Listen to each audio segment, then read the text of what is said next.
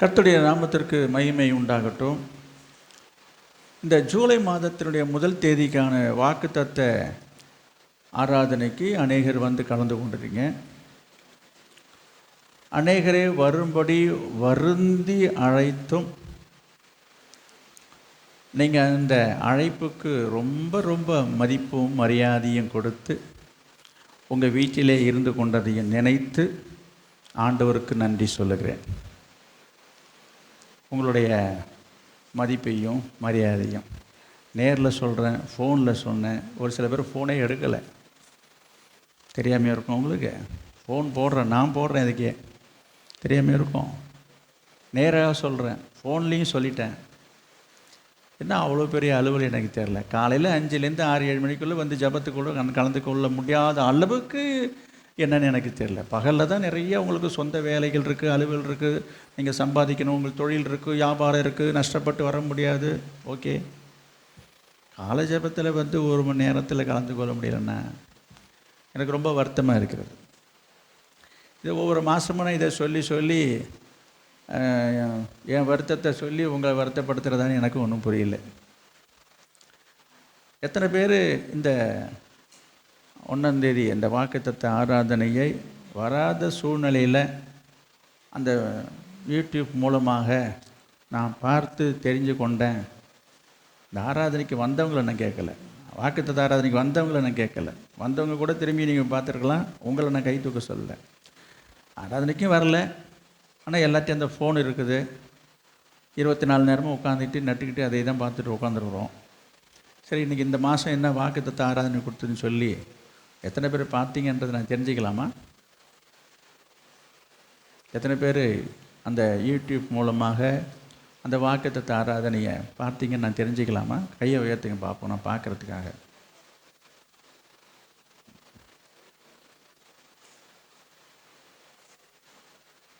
Okay, இந்த பக்கம் ஒரே ஒரு நபர். சரி, இவங்களை நினச்சி நான் பரிதாபப்படுறேன். பாவம், அந்த மாதிரி ஃபோனும் இருக்காது, வரவும் முடியல, என்ன சொல்கிறதுன்னு தெரில எனக்கு. ஒவ்வொரு மாதமும் நான் கேட்குறேன், நீங்கள் பாட்டுக்கு சொல்கிறத சொல்லுங்கள், நாங்கள் அப்படி தான் இருப்போம். சரி, கர்த்தருக்கு ஸ்தோத்திரம். இந்த மாத வாக்குத்தத்த வசனத்தையே நான் இன்றைக்கு அதே செய்தி அல்ல, ஆனால் அந்த வசனத்தை நான் எடுத்துக்கொள்கிறேன். சங்கீதம் 147ஆம் அதிகாரம் 11வது வசனத்தை வாசிக்கலாம். சங்கீதம் 147 11வது வசனத்தை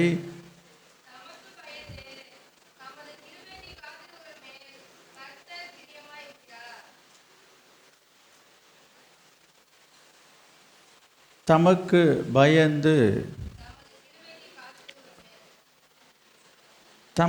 பயந்து அவருக்கு பயந்து அவருடைய கிருபைக்கு காத்து இருக்கிறவர்கள் மேல் கர்த்தர் பிரியமாயிருக்கிறார். இந்த மாத வாக்குத்தத்தமே என்னவென்று சொன்னால், கர்த்தர் பிரியமாயிருக்கிறார். கர்த்தர் நம் மேல் பிரியமாயிருக்கிறார். அவர் கர்த்தர் யார் மேலே பிரியமாயிருக்கிறார்? எப்படிப்பட்டவர்கள் மேலே ஆண்டவர் பிரியமாயிருப்பார்? பொதுவாக நான் அன்றைக்கு சொன்னதே நான் எல்லாவற்றையும் நான் சொல்ல போகிறதில்லை, ஒரு இன்ட்ரொடக்ஷன் போல் நான் சொல்லிடுறேன். பொதுவாக குடும்ப உறவுகளிலையும் சரி, சொந்த பந்த உறவுகளிலையும் சரி, குடும்பத்தில் ஒருவர் மேல் ஒருவர் பிரியமாக இருப்பார்கள். குழந்தைகள் தாய் தகப்பன்ற பிரியமாக இருப்பார், பெற்றோருக்கு பிள்ளைகள் மீது பிரியம் இருக்கும். உறவு முறைகளிலே சிலர் சொல்லுவாங்க, அவங்க என் மேலே பிரியமாக இருக்கிறாங்க. பொதுவாக மற்றவர்கள் நம் மேலே பிரியமாக இருக்க வேண்டும் என்று சொல்லி எல்லாருமே விரும்புகிறாங்க. என் மேலே பிரியமாக இருக்காங்க, எங்கள் அம்மா, எங்கள் மாமா, எங்கள் சித்தப்பா, எங்கள் தாத்தா, எங்கள் பாட்டி என் மேலே ரொம்ப பிரியமாக இருப்பார் என்று சொல்லி சந்தோஷப்படுகிற ஒரு உணர்வு அனுபவங்களை நாம் அன்றாடம் பார்த்து கொண்டிருக்கிறோம். இங்கே இருக்கிற அத்தனை பேரையும் நான் சொல்கிறேன், உங்கள் மேல் யாரெல்லாம் பிரியமாக இருக்கிறார்களோ என்று எனக்கு தெரியாது. ஆனால் இந்த நாளிலே இந்த வசனத்தின் மூலமாக கர்த்தர் உங்களுக்கு சொல்கிற ஒரு வார்த்தை என்னவென்றால், கர்த்தர் உங்கள் மேல் பிரியமாக இருக்கிறாராம். இதை கேட்கும்போது நம்முடைய மனசுக்கு ஒரு நிறைவை தருகிறது. ஆண்டவர் நம்ம மேலே பிரியமாக இருக்கிறார். ஆமாம், அப்படி தானே இருக்கணும். இதை கேட்பதோடு நில்லாமல் ஆண்டவர் உண்மையாகவே பிரியமாக இருக்கிறாரா என்றதான் கேள்வி. அவர் தான் பிரியமாக தான் இருக்கிறாருன்னு சொல்லியிருக்காரு. அப்புறம் என்னங்க நீங்கள் ஒரு கேள்வி கேட்குறீங்க சிலர் நினைக்கலாம். ஆண்டவர் யார் மேலே பிரியமாக இருப்பார்? அப்படி நம்ம அதை ஆழமாக பார்க்காம மேலோட்டமாக பார்த்தா எல்லாரும் மேலேயும் பிரியமாக இருக்குன்னு நம்ம சொல்லிடுவோம். ஆனால் வசனம் தெளிவாக சொல்லியிருக்கிறது, யார் மேலே ஆண்டவர் பிரியமாக இருப்பாராம்? ஆண்டவருக்கு பயந்து அவருடைய கிருபைக்காக யாரெல்லாம் காத்திருக்கிறார்களோ அவங்க மேலே ஆண்டவர் பிரியமாக இருக்கிறாராம். அப்போ கர்த்தர் உங்கள் மேலே பிரியமாக இருக்க வேண்டும் என்று சொன்னால், என் மேலே பிரியமாக தான் இருக்கணும்னு நீங்கள் விரும்புனீங்கன்னா நீங்கள் கர்த்தருக்கு பயந்து நடக்கணும். அப்போ கர்த்தருக்கு பயப்படுகிற பயம் உங்களிடத்தில் இருக்கிறதா? அப்படி ஒரு பயம், கர்த்தருக்கு பயப்படுகிற பயம் இருந்தால் கர்த்தர் உங்கள் மேலே பிரியமாக இருப்பார்.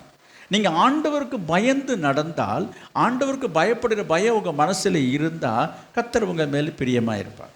இதை நான் சொல்லும் பொழுது ஒரு வேளை இந்த வார்த்தை இப்போ நான் சொல்லும் போது நினைப்பாங்க, நான்லாம் ஆண்டவருக்கு ரொம்ப பயப்படுறேங்க, நான்லாம் ரொம்ப ஆண்டவருக்கு பயந்து தாங்க இருக்கிறேன் அப்படின்னு சில பேர் உள்ளுக்குள்ளே நினச்சிட்டு இருப்பீங்க. நீங்கள் இப்படி தான் எல்லாருமே நினச்சிட்டு இருக்கிறாங்க.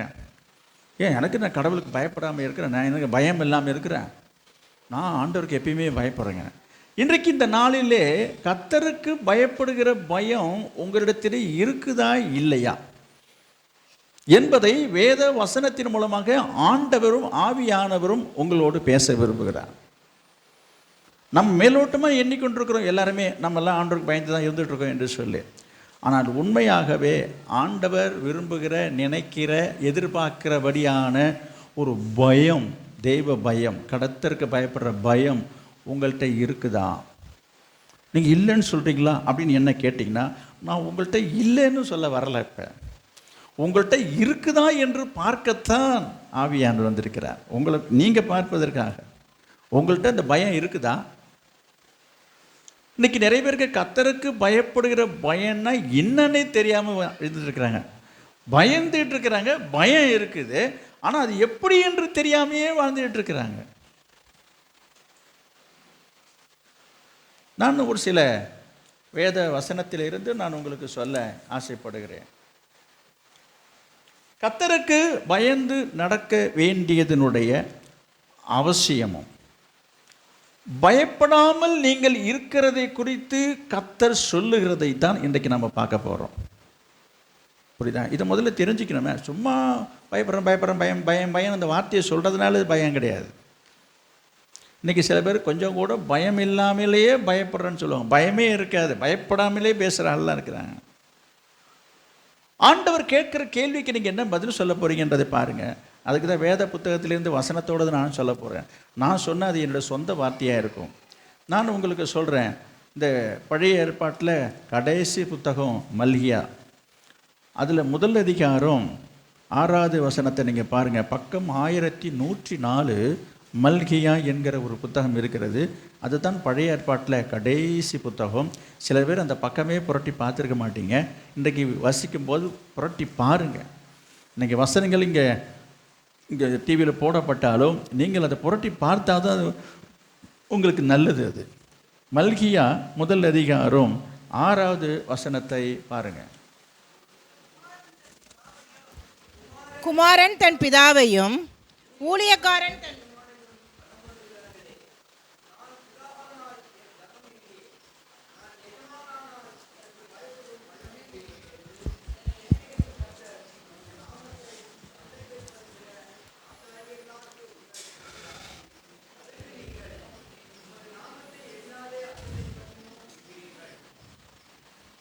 கவனிங்க, சத்தமாக படிங்க. குமாரன் தன் பிதாவையும் ஊழியக்காரன் தன் எஜமானையும் கனம் பண்ணுகிறார்களே, நான் பிதாவானால் நான் பிதாவானால் என் கணம் எங்கே? என் கணம் எங்கே? நான் எஜமானனால் நான் எஜமானன் ஆனால் எனக்கு பயப்படும் பயம் எங்கே என்று எங்கே அப்படின்னு கேட்கிறார். எங்க பயப்படுறீங்க? எனக்கு பயப்படுற பயம் இருக்குதா என்று கர்த்தர் கேட்கிறார். அந்த வார்த்தையை பாருங்க. பயம் எங்க போச்சு? சேனைகளின் கர்த்தர் என்று சேனைகளின் கர்த்தர் தமது நாமத்தை அசட்டை தமது பண்ணுகிற நாமத்தை அசட்டை பண்ணுகிற உங்களை பார்த்து கேட்கிறார். கவனிங்க, அசட்டை பண்றவங்க தானே. நீங்க உடனே சொல்லுவீங்க, அசட்டை பண்றவங்களுக்கு தானே. நாங்க என்ன அசட்டையை பண்றோம்? நாங்க தான் ஆலயத்தில் வந்து உட்கார்ந்துருக்கிறோமே, ஆராதனைக்கு வந்திருக்கிறோமே என்று சிலர் நினைக்கலாம். நான் சொல்றேன், வந்தது நல்லது. வந்திருக்கிறதுனால தான் கர்த்தர் உங்கள்கிட்ட பேசுறார். வராதவங்கள்ட்ட பேச முடியும், வந்தவங்கள்ட்ட தானே பேச முடியும். எனவே வந்தவங்கள்ட்ட என்னையா இருக்கு? உங்கள்கிட்ட குறைய நான் சொல்ல வரல. வசனத்தை பாருங்க, அவருடைய நாமத்தை அசட்டை பண்றாங்களாம். அப்ப ஆண்டவரை அசட்டை பண்ணுவது ஆண்டவருக்கு பயப்படுகிற பயம் இல்லை என்று கர்த்தர் சொல்லுகிறார். அப்ப பயம்னா என்ன? அசட்டை பண்ணக்கூடாது. எதை அசட்டை பண்றாங்க? கர்த்தர் தமது நாமத்தை அசட்டை பண்ணுகிறார். அப்ப எனக்கு கொடுக்கிற மதிப்புங்க, மரியாதை எங்க, பயம் எங்க போச்சின்னு கேட்கிறாரு. எரேமியா 2ஆம் அதிகாரம் 19வது வசனத்தை பாருங்க. எரேமியா 2:19.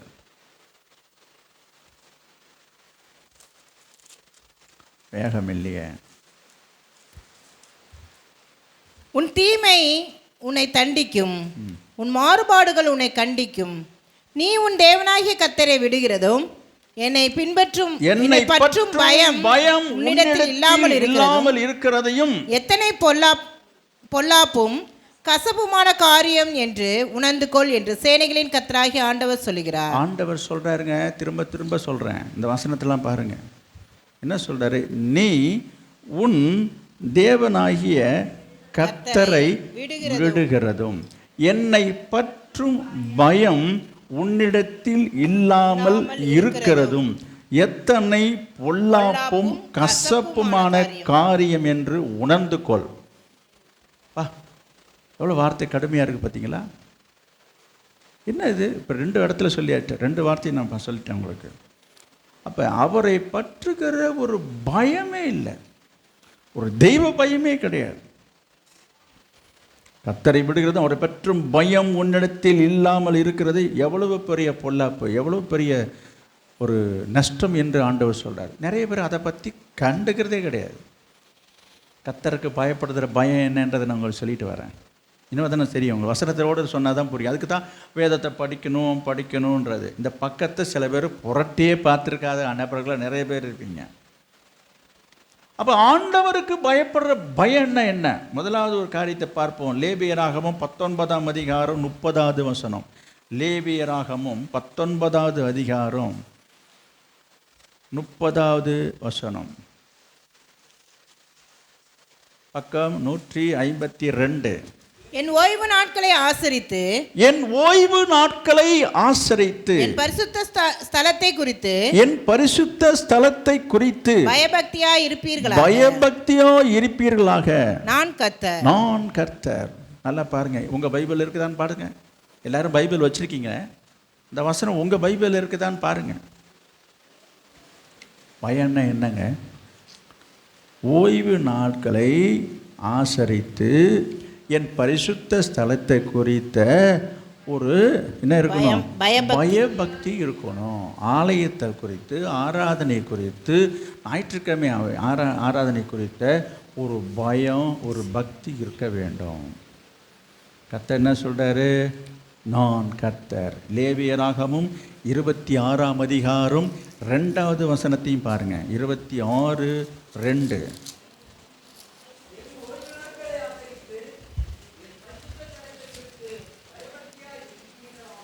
என் ஓய்வு நாட்களை ஆசரித்து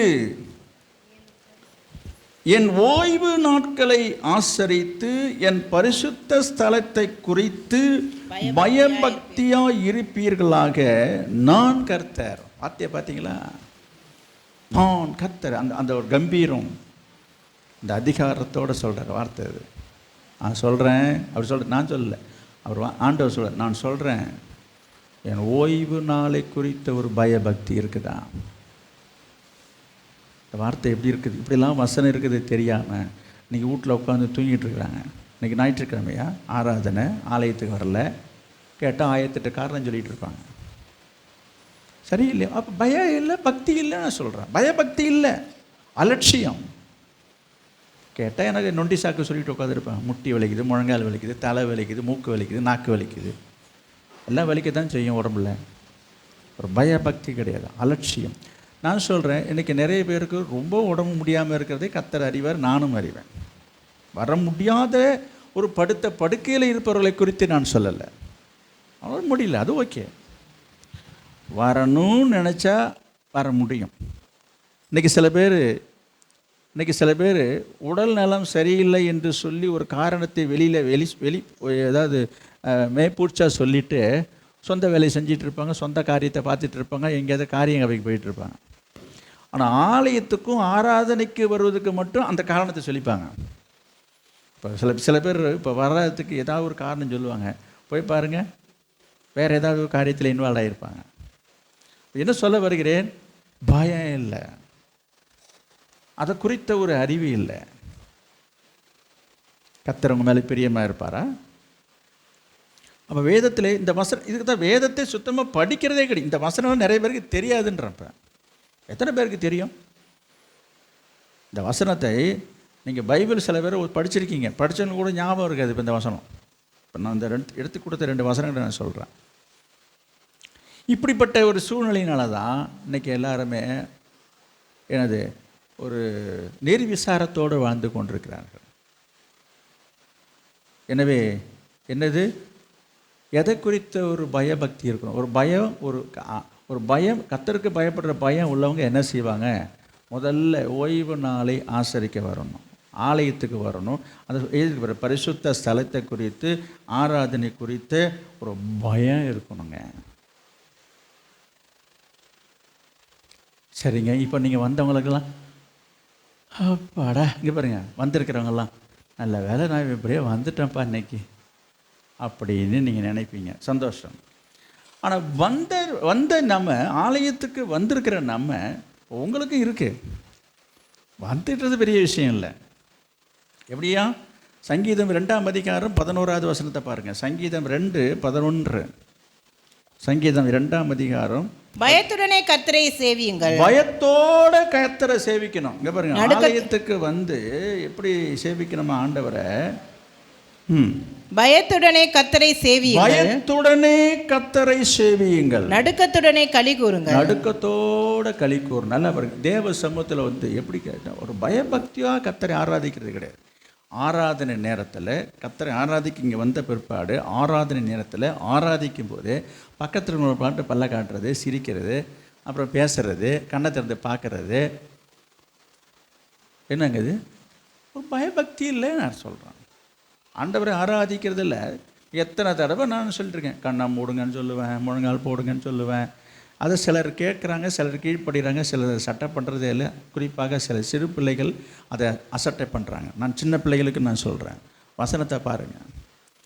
கர்த்தரை எப்படி நம்ம ஆலயத்தில் வந்து ஆராதிக்கணுமா, எப்படி செய்யணுமா? சங்கீதம் 95:2. சங்கீதம் 95:2. சங்கீதம் 95:2.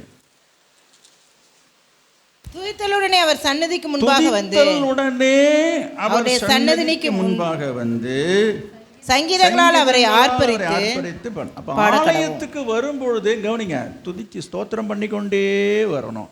ஊரு கதை பேசிட்டு, உலகத்தை கதை பேசிட்டு, சிரிச்சிட்டு வராங்க நிறைய பேர். வர்றதே 10:30க்கும் 10:45 வருதுங்க. இதில் வந்து அண்ணன் நட ஒன்று ஆட்டிக்கிட்டு வருவாங்க. நான் இங்கேருந்தே பார்ப்பேன். ஒரு சிலர் ஒரு பயம் இல்லை, நம்ம லேட்டாக போகிறோமே, ஐயோ ஆராதனை நடந்துகிட்ருக்கு, அந்த ஒரு துடிப்போ பதைப்போ கிடையாது.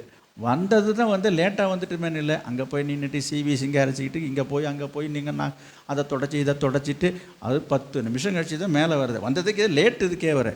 இப்படிப்பட்டவங்க என்ன செய்யணும்? முன்னாடியே வந்து அந்த காரியங்களை ஒழுங்குபடுத்தணுன்ற ஒரு சிந்தை கிடையாது. இதோடு இல்லை, வந்தவங்களோட குசலம் விசாரிக்க வேண்டியது. அப்புறம் நல்லா இருக்கியா, என்ன செய்யுது, என்ன சாப்பாடு, மதியம் என்ன சாப்பாடு, நேற்றுக்கு எங்கே போனோம், வயலில் என்னாச்சு, இதெல்லாம் பேசுகிற நேரம் அது. ஆராதனை நேரத்திலேயே பேசுகிறது. ஆராதனை நேரத்துக்கு ஆராதனை நேரத்தில் பாருங்கள், சிலர் அதாவது தேவ சன்னிதானத்தில் அதாவது பரிசுத்த ஸ்தலத்தில் ஆராதனையில் பயபக்தியாக இருக்க வேண்டியதை பற்றி நான் சொல்லிட்டு வரேன். சங்கீதம் 95:6. நம்மை உண்டாக்கின கர்த்தருக்கு முன்பாக நாம் பணிந்து குனிந்து முழங்கால் படியிட கடவும் வாருங்கள். என்ன செய்ய சொல்லியிருக்குது பார்த்தீங்களா? அப்போ கர்த்தருக்கு முன்பாக முழங்கால் படிடணும்னா அது சில பேர் அலட்சியப்படுத்துறது இருக்கா இல்லைங்களா? அப்போ ஒரு பயம் இல்லைன்றதை பற்றி சொல்லிட்டு வரேன். அப்படி பரிசுத்த ஸ்தலத்தை குறித்த ஒரு பயம் இல்லை என்று கர்த்தர் கேட்டார, என் நாமத்தை அசட்டை பண்ணுகிறேன் என்று சொல்லி மலியாள படிச்சிங்களே, அலட்சியம். கர்த்தர் வந்திருக்கிறாருன்னா ஹாயா உட்காந்துக்கிட்டு அப்படியே உட்காந்துக்கிட்டு ஆராதனையில் ஒரு பயபக்தியாக கண்ணை மூடி முழங்கால நின்று எத்தனை பேர் ஆராதிக்கிறோம்? வயசானவங்க, ரொம்ப வயசானவங்க, ரொம்ப முடியாதவங்களை விடுங்க, நல்ல உடம்புல தெம்பு இருக்குங்க, பலம் இருக்குங்க, சோம்பேறித்தனம், முழங்கால் போடுறது கிடையாது. அது சிறு பிள்ளைகள் பார்த்தா 4 காலில் நின்றுட்டுருக்கோம். இதெல்லாம் நல்ல ஒழுங்கு கிடையாது. என்ன சொல்ல வரேன்? கர்த்தருக்கு பயப்படுகிற பயம் இல்லை. நான் வசனத்தோடு உங்களுக்கு நான் சொல்லி கொண்டு வரேன். என்ன செய்ய சொல்லியிருக்குது? என்ன செய்யணுமா? நம்மை உண்டாக்கின கர்த்தருக்கு முன்பாக நாம் பணிந்து குனிந்து முழங்கால் படியிடணும். சங்கீதம் 96:6. மகிமையும் கனமும் அவர் சமூகத்தில் இருக்கிறது, வல்லமையும் மகத்துவம் அவர் பரிசுத்த ஸ்தலத்தில் உள்ளது. ஜனங்களின் வம்சங்களே, கர்த்தருக்கு மகிமையும் வல்லமையும் செலுத்துங்கள். கர்த்தருக்கே அதை செலுத்துங்கள். கர்த்தருக்கு அவருடைய நாமத்திற்குரிய மகிமையை செலுத்தி காணிக்கைகளை கொண்டு வந்து அவருடைய பிரகாரங்களில் பிரவேசியுங்கள். ஆலயத்துக்கு வரும் பொழுது, ஆராதனைக்கு வரும்போது என்ன கொண்டுட்டு வரணுமா? இதெல்லாம் இருக்கு பாருங்க. காணிக்கைகளை கொண்டு வந்து ஆலயத்துக்குள்ளே பிரவேசிக்கணும். இதை பற்றி நம்ம அப்புறம் பேசுகிறேன், நான் இப்போ விரிவாக சொல்ல வரல. அடுத்து 9வது வசனத்தை பாருங்க. பரிசுத்த அலங்காரத்துடனே கர்த்தரை தொழுது கொள்ளணும். அப்புறம் பூலோகத்தாரே, நீங்கள் யாவரும் அவருக்கு முன்பாக நடுங்குறாங்களா? ஆலயத்துக்கு வந்த பிற்பாடு கவனிங்க, ஆலயத்துக்கு வரும்போது நான் பார்ப்பேன், தேர் அசைகிற மாதிரி அசைஞ்சு வருவாங்க. இங்கேருந்து எல்லாத்தையும் இங்கேருந்து கவனிச்சுட்டு தான் இருக்கிறேன் நான். ஒரு சில பேர் வேகமாக ஓட்டமாக நடைமாக வருவாங்க. ஒரு சில பேர் ஐயோ லேட் ஆகிடுச்சு ஆரம்பிச்சிட்டாங்களேன்ற ஒரு பதட்டத்தோடு வர்றதிலையும் நான் பார்த்துருக்குறேன். அதுதான் பயபக்திக்கு உரிய அடையாளம். இது புரியுதுங்களா? அப்படியே வர தேர் அசைகிற மாதிரி அப்படியே வர வேண்டியது, இப்படியே அசைஞ்சிக்கிட்டு. அது அலட்சியம். இது ஒரு பக்கங்க. இவ்வளோ தூரம் லேட்டாக வந்தாச்சுங்க, சரி இங்கே தான் சத்தம் கேட்குது ஆரம்பிச்சுன்னு தெரியுங்கன்னா நேராக இங்கே வர்றது கிடையாதுங்க. அங்கே நின்று இங்கே நின்று அங்கே வெளியில் 2 பேர் நிற்பாங்க பாருங்கள். அவங்கள்ட்ட போய் பார்த்து இந்த பக்கம் போய் என்ன சாப்பாடு என்ன நடக்குது, அங்கே என்ன நடக்குது, இங்கே என்ன நடக்குது, இதெல்லாம் ரொம்ப அவசியமாக என்ன? அப்போ தேவ சமூகத்தை அலட்சியப்படுத்துகிறோம், அசட்டை பண்ணுகிறோம். நேரத்துக்கு வராததே ஒரு அசட்டை, லேட்டாக வர்றதே அசட்டை தான். புரியுங்களா? பரிசுத்த ஸ்தலத்தை குறித்து அசட்டை பண்ணுறேன்னு சொல்கிற ஒரு பயம் இல்லை. நீங்கள் நடத்துவீங்க 9:30, அதுக்காக வர முடியுமா அப்படின்னா ஓகே. சிட்டியில் எங்கெல்லாம் பார்க்குற காலையில் 5 மணிக்கு ஆராதனை நடத்துகிறாங்களாம். நீங்கள் உடனே அவங்க 7 மணிக்கு விட்டுருவாங்க. தெரியும், நீங்கள் வாங்க நான் விடுறேன். நான் ஒரு தடவை சீட்டு கொடுத்து பார்த்தேன், எல்லாருக்கும் ஓட்டு அடிக்கிற மாதிரி கேட்டு பார்த்தேன். ஒருத்தரும் 9:30 மணிக்கு முந்தி வரத்துக்கு 1 2 பேர் 3 பேர் தான் டிக்கெட் அடிச்சு கொடுக்குறாங்க. எல்லாம் இந்த 9:30க்கும் 10க்கும் 10:30 வர தான் நிற்கிறாங்க. நான் என்ன செய்ய முடியும்? உங்களுக்கு உதவி செய்யவும் ஊழியம் செய்யவும் தான் நான் வந்திருக்கிறேன். உங்களை உபத்திரப்படுத்துறதுக்கு நான் வரல. உங்களுடைய ஒத்துழைப்பு இல்லாமல் நான் என்னதையே செய்ய முடியும் சொல்லுங்கள்? உங்களுக்காக எதையே செய்யலான்னு தான் நான் முயற்சி பண்ணுறேன். அதனால் பேசுகிறோன்னா எதை வேணாலும் பேசிக்கலாம், குறை சொல்கிறதுக்காக எதை வேணாலும் பேசிக்கலாம். புரியுதுங்களா? என்ன சொல்ல வருகிறேன்? இவ்வளோ தூரம் உங்களுக்கு லேட்டாகவே நம்ம ஒரு 9:30 மணிக்கு நான் ஒரு நேரத்தை குறித்து வச்சுருந்தா அந்த 9:30க்கு வர்றதுக்கே சில பேருக்கு கஷ்டமாக இருக்குது. ஒரு சிலர் கரெக்டாக 9, 9:15, 9:30 வந்துடுறாங்க. அதுதான் ஒழுங்கு, ரைட்டு, ஓகே. ஆனால் மற்றவங்க அதை எழுதப்படாத தீர்ப்பு மாதிரி, என்னை பற்றி உங்களுக்கு தெரியாதா எத்தனை மணிக்கு வருவேன்னு உங்களுக்கு, இதெல்லாம் என்னங்க கேள்வி? இது நான் கேள்வியே கேட்கறலையே, இப்போ இது வரைக்கும் நான் கேட்டதும் இல்லையே. இன்றைக்கு ஆண்டவர் உங்களோட பேசி கொண்டிருக்கிறார். உனக்கு பயம் இல்லையே. நான் பிதாவானால் என் கனம் எங்கே? நான் நிஜமானால் எனக்கு பயப்படுற பயம் எங்கே? கர்த்தர் கேட்குறாரு. நீங்கள் என்ன பதில் சொல்ல போகிறீங்க? நம்ம ஆண்டவருக்கு பயப்படுறோம். என்ன பயப்படுறீங்க நீங்கள்? பயப்படுறதுன்னா என்ன அர்த்தம்? பயப்படுறதுன்னா என்ன அர்த்தம்? முதல்ல அதாவது அங்கே சொல்கிற பரிசுத்த ஸ்தலத்தை குறித்த பயம் இல்லாமல் போயிட்டுன்றார். அப்போ ஆலயத்தை குறித்து, ஒரு ஆராதனை குறித்த ஒரு பயம் இல்லாமல் இருக்கிறீங்களே. வேறு எந்த கருத்தில் நீங்கள் இப்போ பயப்படுறீங்கன்னு எனக்கு தெரியல. ஒருவேளை நீங்கள் பூனையை கண்டு பயப்படலாம், புளியை கண்டு பயப்படலாம், சிங்கத்தை கண்டு பயப்படலாம், கரப்பாம்பூச்சை கண்டு பயப்படலாம், பாம்பை கண்டு பயப்படலாம். இதெல்லாம் பயம் கிடையாது. கர்த்தருக்கு பயப்படுற பயம் இருக்குதா? இன்றைக்கு நிறைய காரியங்களை குறித்து மனுஷனுக்கு பயம் இருக்குதுயா. அந்த பயத்தெல்லாம் இது இல்லாதனால தான் அந்த பயமே வருது. ஆண்டவருக்கு பயப்படுகிற பயம் உங்களுக்கு இருக்கிறதா? ஆலயத்துக்கு வருகிற விஷயங்களில் ஒரு பயம் இருக்குதா? யோசித்து பாருங்கள். நீங்கள் லேட்டாக வர்றதே சில பேர் பழக்கமாக வச்சுட்ருக்கீங்க. அப்போ பயம் இல்லை. ஆலயத்துக்கு நேரத்துக்கு வரணும். அதோடு இல்லைங்க, ஆலயத்தில் ஆராதனை நடந்துகிட்டு இருக்கும்போதே நான் பார்ப்பேன். காணிக்க நேரம் வந்து சில பேருக்கு இந்த சினிமா தியேட்டரில் இன்டர்வல்னு ஒன்று வைப்பாங்க, இடைவேளைன்னு. இந்த சினிமா தியேட்டரில் இடைவேளைன்னு வைப்பாங்க. அதெல்லாம் போய் உட்காந்து போண்டா டீ அதெல்லாம் போய் குடிச்சிட்டு திரும்பி கிரு பெல் அடித்தா அப்புறம் எல்லாம் வந்து உள்ளே உட்காருவான். அந்த மாதிரி அதுபோல் ஏன்னா இன்டர்வல் அது கிடையாது. ஒரு எமர்ஜென்சி அவசரத்துக்கு நம்ம ஒரு ரெஸ்ட் ரூம் போகிறது தப்பே கிடையாது. அதை நான் சொல்ல போனோமா வந்தோமான்னு நான் நிறைய முறை பார்த்துருக்குறேன். நிறைய முறை பார்ப்பேன். போக வேண்டியது அங்கே போய் ரிலாக்ஸ் பண்ணிட்டு அப்புறம் வேறு என்ன செய்யுது இங்கே பாருங்கள். அப்புறம் இப்படியே பேசிக்கிட்டு நேரம் ஓடிக்கிட்டு ஜபம் சரி பாப்பா ஜபம் ஆரம்பிச்சிச்சு ஓடி மேலே வா. நான் ஒன்று சொல்கிற புரிஞ்சிங்க. இந்த காணிக்கை நேரம் என்பதும் ஒரு ஆராதனை என்பதே உங்களுக்கு தெரிய மாட்டுது. இன்னும் யாரோ ஒருத்தர் பாடுறாங்க, யாரோ காணிக்கை போடுறாங்க, இதுக்கு இருக்குமான்னா இது ஆராதனை இல்லை, இது ஒரு பங்கு. இது யோசித்து பாருங்கள். அப்படி பார்த்தா பாட்டு பாடுறவங்களும் காணிக்கைப்பட்டியை தவிர எல்லாருமே கீழே போயிடலாமே. எல்லாருமே கீழே போயிட்டு அப்புறமா வரலாமே. அவசரத்துக்கு அவசியத்துக்கு போய் வர்றது தவறல்ல, ரொம்ப அர்ஜென்ட்டுங்க, தவிர்க்க முடியாதுங்க. ஆனால் சிலர் அதை ஒரு பழக்கமாக வைத்து கொள்வார்கள். ஏனென்றால் ஒரு இடத்துல அவங்கள கால் மடித்து ஒரு இடத்துல சுழி அடைக்க உட்கார்றதில்லை. அது தவறுன்ற, அது அசட்டை. கர்த்தருடைய சமூகத்திலே ஆலயத்தில் நீங்கள் அசட்டை பண்ணுறீங்க. பயம் இல்லை. போய் நின்று மணிக்கணக்காக பேச வேண்டியது. அந்த நேரத்தில் ஃபோன் வரும், ஃபோன் எடுத்துகிட்டு போக வேண்டியது.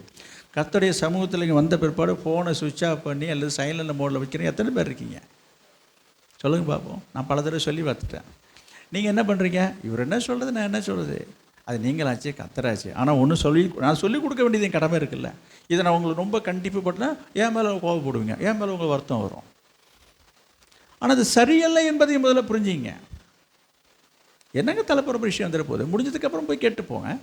அந்த பழக்கத்துக்கு வாங்க. நான் பல தடவை சொல்லிட்டு இருக்கேன். 6வது நேரத்தில் தான் கிருன்னு அடிக்கும். இங்கே 6வது வந்ததுக்கப்புறம் தான் வெளியே எடுத்துகிட்டு போய் பேசிட்டு வருவாங்க. என்ன அவ்வளோ பெரிய விஷயம். அப்போ நான் என்ன சொல்கிறேன், நல்லா கவனிங்க. கர்த்தரை கனப்படுத்துங்க. கர்த்தருக்கு பயப்படுற பயம் இருங்க.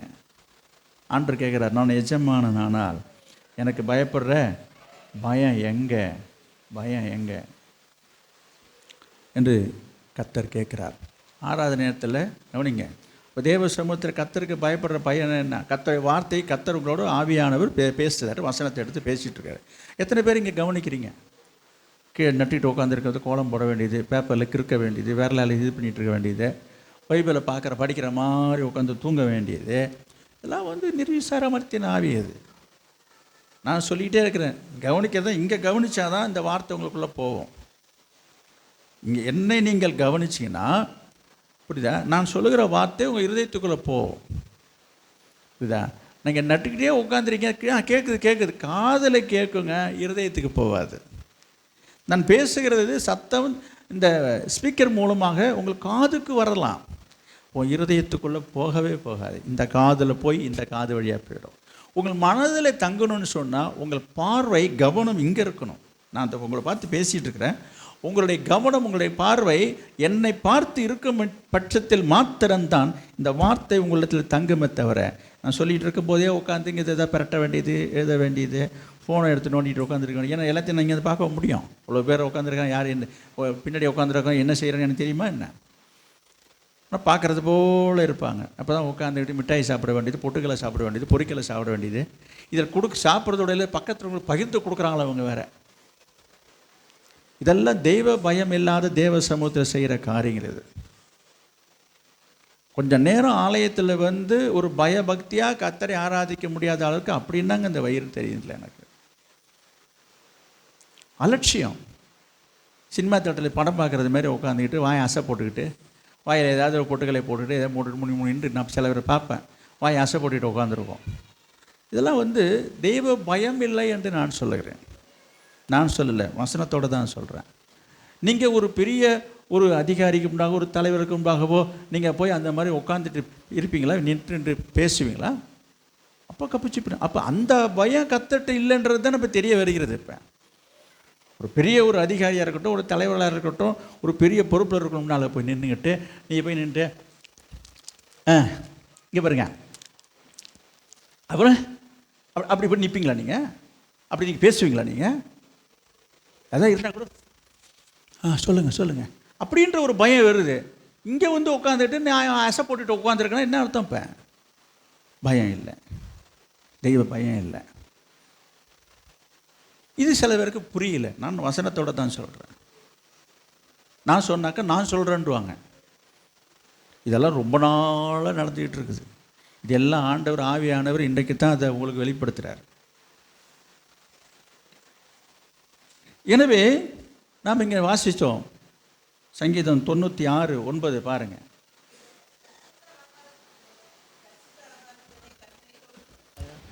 பரிசுத்த அலங்காரத்துடனே கர்த்தரை தொழுது கொள்ளுங்கள். கர்த்தரை தொழுது கொள்ளணும். பூலோகத்தாரே, நீங்கள் யாவரும் அவருக்கு முன்பாக நடுங்குங்கள். யாவரும் அவருக்கு முன்பாக நடுங்கணும். அப்படி ஒரு பயத்தோட நடுங்கிட்டு நிற்கணுங்க. அந்த ஒரு பயம் இல்லாமல் அலட்சியமாக வந்து நிற்கிறீங்க. ஆலயத்தில் முழங்கால் படியிடனா எத்தனை பேருக்கு கஷ்டமாக இருக்குது. நான் வசனத்தோடு சொல்லிட்டேன், உண்டாக்கின கர்த்தருக்கு முன்பாக முழங்கால் படிட்டு தான் கர்த்தரை ஆராதிக்கன்னு போட்டிருக்குது. நான் இப்போ அடிக்கடி சொல்லுவேன், முழங்கால் பாட முடியலன்னா எழுந்து நில்லுங்கன்னு. அட்டை மாதிரி ஒட்டிக்கிற வேண்டியது. ஏன்னா 1-2 பேர் முடியாதவங்க வயசானவங்க உட்காந்துருக்காங்களா, அதை பார்த்துக்கிட்டு அவங்க தான் உட்காந்துருக்காங்களே, உட்காந்துக்கலாம் போல் இருக்குது. நான் உங்களுக்கு கேட்குறேன், பஸ்ஸில் போகிறீங்க, நீங்கள் எல்லாம் அப்படியே கார்லேயே போயிட்டுருக்கீங்க. எல்லாம் சொந்தமாக கார் வச்சுட்டு எத்தனை பேர் வெளியூர் போகிறதுக்கு பஸ்ஸில் போகிறீங்க. சீட்டு இல்லைனாக்கா எத்தனை பேர் கம்பியை பிடிச்சிட்டு நிற்கிறோம். நிற்கல ஊருக்கு போகிறோம், எப்படியாவது வீட்டுக்கு போய் ஊருக்கு போய் சேரணுன்னு இடம் தேடுவோம், உட்காரத்துக்கு இடம் தேடுவோம், இல்லைன்னு சொல்ல. அது வரைக்கும் நம்ம கஷ்டப்பட்டு நிற்கல. அப்போ ஆலயத்தில் வந்து கொஞ்ச நேரம் உங்களால் ஒரு 5 நிமிஷம் நிற்க முடியாதா? எழுந்து நின்று கர்த்தரை ஆராதிங்கன்றோம், உட்காந்துக்கிறாங்க. எழுந்து உடனே உட்காந்துக்கிட்டாங்க. நான் பார்த்தேன் சிலரை. ஏன் ஒரு 5 நிமிஷம் நிற்க முடியாது? பஸ்ஸில் நிற்கிற கைப்பை பிடிச்சிக்கிட்டு. அப்போ அலட்சியம். நான் திருப்பி சொல்கிறேன், வசனத்தோடு தான் சொல்கிறேன். அப்போ தேவ சமூகத்தில் வந்து கர்த்தர் என்ன செய்யணும்? பயபக்தியோட கர்த்தர் ஆராதிக்கணும். இந்த பயம் இருக்குதா என்று கர்த்தர் கேட்குறாரு. என்னது? நான் எஜமானன் ஆனால் கணம் எங்கே? என்னது? பயப்படும் பயம் எங்கே? நான் பிதாவானால் என் கணம் எங்கே? நான் எஜமானனானால் எனக்கு பயப்படுற பயம் எங்கேன்னு கேட்குறாரு. உள்ளே உட்காந்துக்கிட்டு செல்ஃபோன் வச்சுட்டு உட்காந்துக்கிறது. எனக்கு தெரியாது இல்லை, எனக்கு அங்கே உட்காந்துட்டு டக்கு டக்கு டக்கு டக்குன்னு ஏதாவது பண்ணிவிட்டு மெசேஜ் அனுப்புறது, அதை அனுப்பி இதை பண்ணிட்டு போகுது. தெய்வ பயம் இல்லை. எனக்கு ஒன்றா பார்க்குறாரா? நான் சொல்கிறேன், என்னால் பார்க்க முடியாது தான். எனக்கு என்னங்க, நான் என்ன கத்தரை என்ன? நான் மனுஷன் தானே. ஆனால் இதில் நடக்குது என்று எனக்கு தெரிகிறது. அதை தான் நான் சொல்ல வந்தப்போ. இன்றைக்கு சில வாலிப பிள்ளைகளாக இருக்கட்டும், சிறு பிள்ளைகளாக இருக்கட்டும், ஒரு சில பெரியவர்கள் கூட இங்கே உட்காந்துக்கிட்டு நாங்கள் பிரசங்கம் பண்ணிகிட்டு இருக்கும்போதே உட்காந்து ஃபோனை டச் பண்ணிட்டு உட்காந்துக்கிறேன். எனக்கு தெரியாதுன்னு நினச்சிட்டு இருக்கிறேன். இதெல்லாம் நான் நேருக்கு நேராக உடனே கேட்குறது எனக்கு அதில் உடன்பாடு இல்லை, எனக்கு அது இஷ்டம் கிடையாது. இதெல்லாம் ஒரு 4 நேரம் சந்தர்ப்பம் வரும். என்றைக்கு ஆண்டவர் இதெல்லாம் எடுத்து சொல்லணும்னு நேரம் வரும்போது சொல்லிப்போம். அதனால தான் இன்றைக்கு இந்த மாத வாக்குத்தத்த வசனத்தை வச்சு தான் நான் பேசிட்டு வரேன். கர்த்தருக்கு சித்தமானால் இந்த வாக்கு தத்தமே இந்த ஒரு மாதம் முழுவதுமாக உங்களுக்கு செய்தியாக இருக்கும். அதில் தான் ஒரு குறிப்பை தான் இன்றைக்கு நான் எடுத்திருக்கிறேன். ஒரு குறிப்பை தான். அன்றைக்கு 5 குறிப்புகள் கொடுக்கப்பட்டிருக்கிறது. இந்த மாத வாக்கு தத்தத்தை நீங்கள் வீட்டில் போய் இந்த வசதி உள்ளவர்கள் ஃபோன் மூலமாக கேட்டுப்பார்கள். இந்த மாத வாக்கு அது இன்றைக்கி சுருக்கமாக தான் எனக்கு கொடுக்க முடியுது. எனவே அந்த காரியங்களை விரிவாக விளக்கமாக ஒவ்வொரு வாரத்திலையும் கர்த்தருக்கு சித்தமானால் நான் உங்களுக்கு கொடுக்க விரும்புகிறேன். அதில் ஒரு காரியத்தை தான் சொல்ல வந்தேன். கர்த்தர் உங்கள் மேலே பிரியமாக இருக்கணும்னு சொன்னால் நீங்கள் என்ன செய்யணும்? ஆண்டவருக்கு பயந்திருக்கணும். ஆண்டவருக்கு பயந்திருக்கணும்னா என்ன? இதை தான் இப்போ சொல்லிட்டு வரேன். நிஜமான நானால் எனக்கு பயப்படுகிற பயம் எங்கே? கர்த்தருடைய ஆலயத்தை குறித்து, பரிசுத்த ஸ்தலத்தை குறித்து உங்களுக்கு பயம் இல்லாமல் போனது என்ன? ஆலயத்துக்கு வரணும், ஆராதனைக்கு வரணும், இன்றைக்கு ஆராதனைக்கு ஒரு நாள் என்ற ஒரு பயம் இல்லாதனால தான் இன்றைக்கு சொந்த வேலைக்கு போகிறாங்க, காது குத்திக்கு போகிறாங்க, மூக்கு குத்திக்கு போகிறாங்க. அவங்களாவது காதை தான் குத்துறாங்க, எங்கேயாவது குத்திட்டு போகிறாங்க. விசுவாசிக்கு என்னங்க வேலைங்க? சொந்த பந்தங்களுக்கு இன்றைக்கு பார்த்தா இன்றைக்கி விசேஷம் வைப்பாங்க. அன்றைக்கி அது என்னது, என்ன பேர் வர மாட்டேது எனக்கு, என்னது அதான் இன்றைக்கி பார்த்து தான் அவங்க அந்த விருந்து வைப்பாங்க. அது என்ன விருந்து? அது கறி விருந்தா? புது நன்மை. எனக்கு அதுதான் மறந்து போச்சு. இன்றைக்கி ஞாயிற்றுக்கிழமையில் தான் புது நன்மை. ஆமாம், மற்ற திங்கட்கிழமைலேருந்து சனிக்கிழமை வரைக்கும் பழைய நன்மை தான் அவங்களுக்கெல்லாம். யாராவது ஏதாவது நடத்திட்டு போகிறாங்க. இதெல்லாம் நான் பேசும்போது நான் அவங்களை விமர்சிக்கிறது போல் நீங்கள் நினைக்கலாம். அதனால தான் நான் அவங்க விஷயத்துக்கு நான் தலையிட வரல.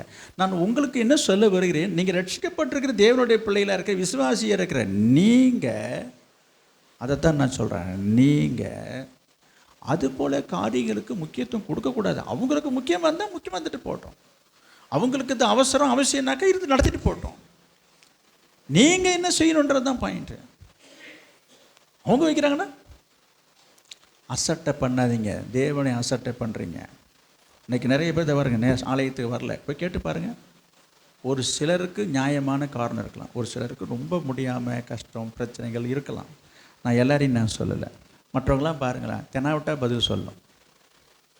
ஏன்னா இன்றைக்கி தான் புதுசாக கேட்குறேன். நான் எங்கே நான் வாரம் வந்துட்டுருக்கேன், இன்னும் இந்த வாரம் வரலன்னு கேட்குறேன். அப்படின்னு ரொம்ப கூலாக கேஷுவலாக. இப்போ உங்களுக்கு ஒரு ஞாயிற்றுக்கிழமை வரலன்றது ஒரு பெரிய விஷயமே தெரிலிங்க. இப்போ கேட்டிங்கன்னா வச்சிங்களேன், இப்போ நான் வாரம் வந்துட்டுருக்கிறேன், இன்றைக்கி வந்து இப்போ தான் முழு நாள் கழிச்சு இப்போ வந்து கேட்குறேன் நான் வரலன்னு. ஐயோ, நான் வரதே அத்திப்புத்த வந்துட்டுருக்கிறேன், இப்போ ஞாயிற்றுக்கிழமை வரலன்னு கேட்குறேன். உனக்கு வேணால் ஞாயிற்றுக்கிழமை இப்படி சொல்கிற ஆட்கள்லாம் இருக்கிறேன். கர்த்தர் கேட்குறாரு, பயம் எங்கே? பயம் இல்லாமல் போயிடுச்சு. எனவே கர்த்தருக்கு பயப்படுகிற பயத்தை ஆண்டவர், நான் சுருக்கமாக சில வார்த்தையின் மூலமாக உங்களுக்கு நான் சொல்லிட்டேன். என்ன செய்யணும்? ஓய்வு நாளில் ஆலயத்தில் ஆராதனைக்கு வந்து ஆண்டவரை அசட்டை பண்ணாதபடி பயபக்தியோடு நடுக்கத்தோடு முழங்கால் படியிட்டு நம்ம ஆராதிக்கிறது தான் ஆண்டவருக்கு பயப்படுகிற ஒரு பயம். பிரசங்கில ஒரு வசனம் இருக்கு, தேவாலயத்தில் வந்து மனம் பதறி பேசாத. இன்றைக்கு ஆலயத்தில் வந்து ஆராதனை முடிஞ்ச பிற்பாடு சபையிலேயே சண்டை போட்டுக்கிற விசுவாசிகள்லாம் இருக்கிறாங்க. உனக்கு என்ன இல்லை? உனக்கு கொஞ்சம் கூட பயமே இல்லை, தெய்வ பயமே இல்லை. கர்த்தர் கேட்குறாரு, பயம் எங்கே? துணிகரமாய் உன் வாயினாலே பேசாதன்னு இருக்குது. எங்கே இருக்குது? பிரசங்கியில் 5:2. ஆமாம், பிரசங்கி 5:2 வாசி பாருங்க. தேவ சமூகத்தில் நீ துணிகரமாய் உன் வாயினால் பேசாமலும். துணிச்சலாக பேசுறீங்க, அதுவும் துணிகரமாக பேசுறீங்க. மனம் பதறி ஒரு வார்த்தையும் சொல்லாமலும் இரு. மனம் பதறி கூட, பதற்றப்பட்டாலும் பதறினால் கூட வார்த்தை பேச, பதறினால் சிதறுவாயின்னு இருக்குது, சொல்லாதன்னு சொல்லியிருக்குது. சொல்லிவிட்டு அதில் பார்த்தீங்கன்னா 6வது வசனத்தில், உன் மாம்சத்தை பாவத்துக்குள்ளாக்க உன் வாய்க்கு இடம் கொடாதே, உன் புத்தி பிசையினால் செய்தது என்று தூதனுக்கு முன் சொல்லாதே. அப்புறம் தேவன் உன் வார்த்தைகளினாலே கோபம் கொண்டு உன் கைகளின் கிரியை அழிப்பானே. கோபம் ஊட்டுற மாதிரி பேசுறியே, அப்போ கோபம் வராதான்? இன்னைக்கு நிறைய பேருக்கு தெரியவே இல்லைங்க, அவருக்கு கோபம் வரும்னே தெரியல. உங்களுக்கு கோபம் வருது, நீங்கள் யார்கிட்ட பேசுறீங்களோ அவங்களுக்கு கோபம் வரும் நீங்கள் நினச்சிட்டு இருக்கீங்க. அதல்ல, நீங்கள் இப்படி செய்கிறதுனால ஆண்டவருக்கு கோபத்தை மூட்டுறீங்க. இப்போ அவருக்கு பயப்படுற பயம் அவங்களுக்கு இல்லை. அப்புறம் எப்படி உங்கள் மேலே கர்த்தர் பிரியமாக இருப்பார்?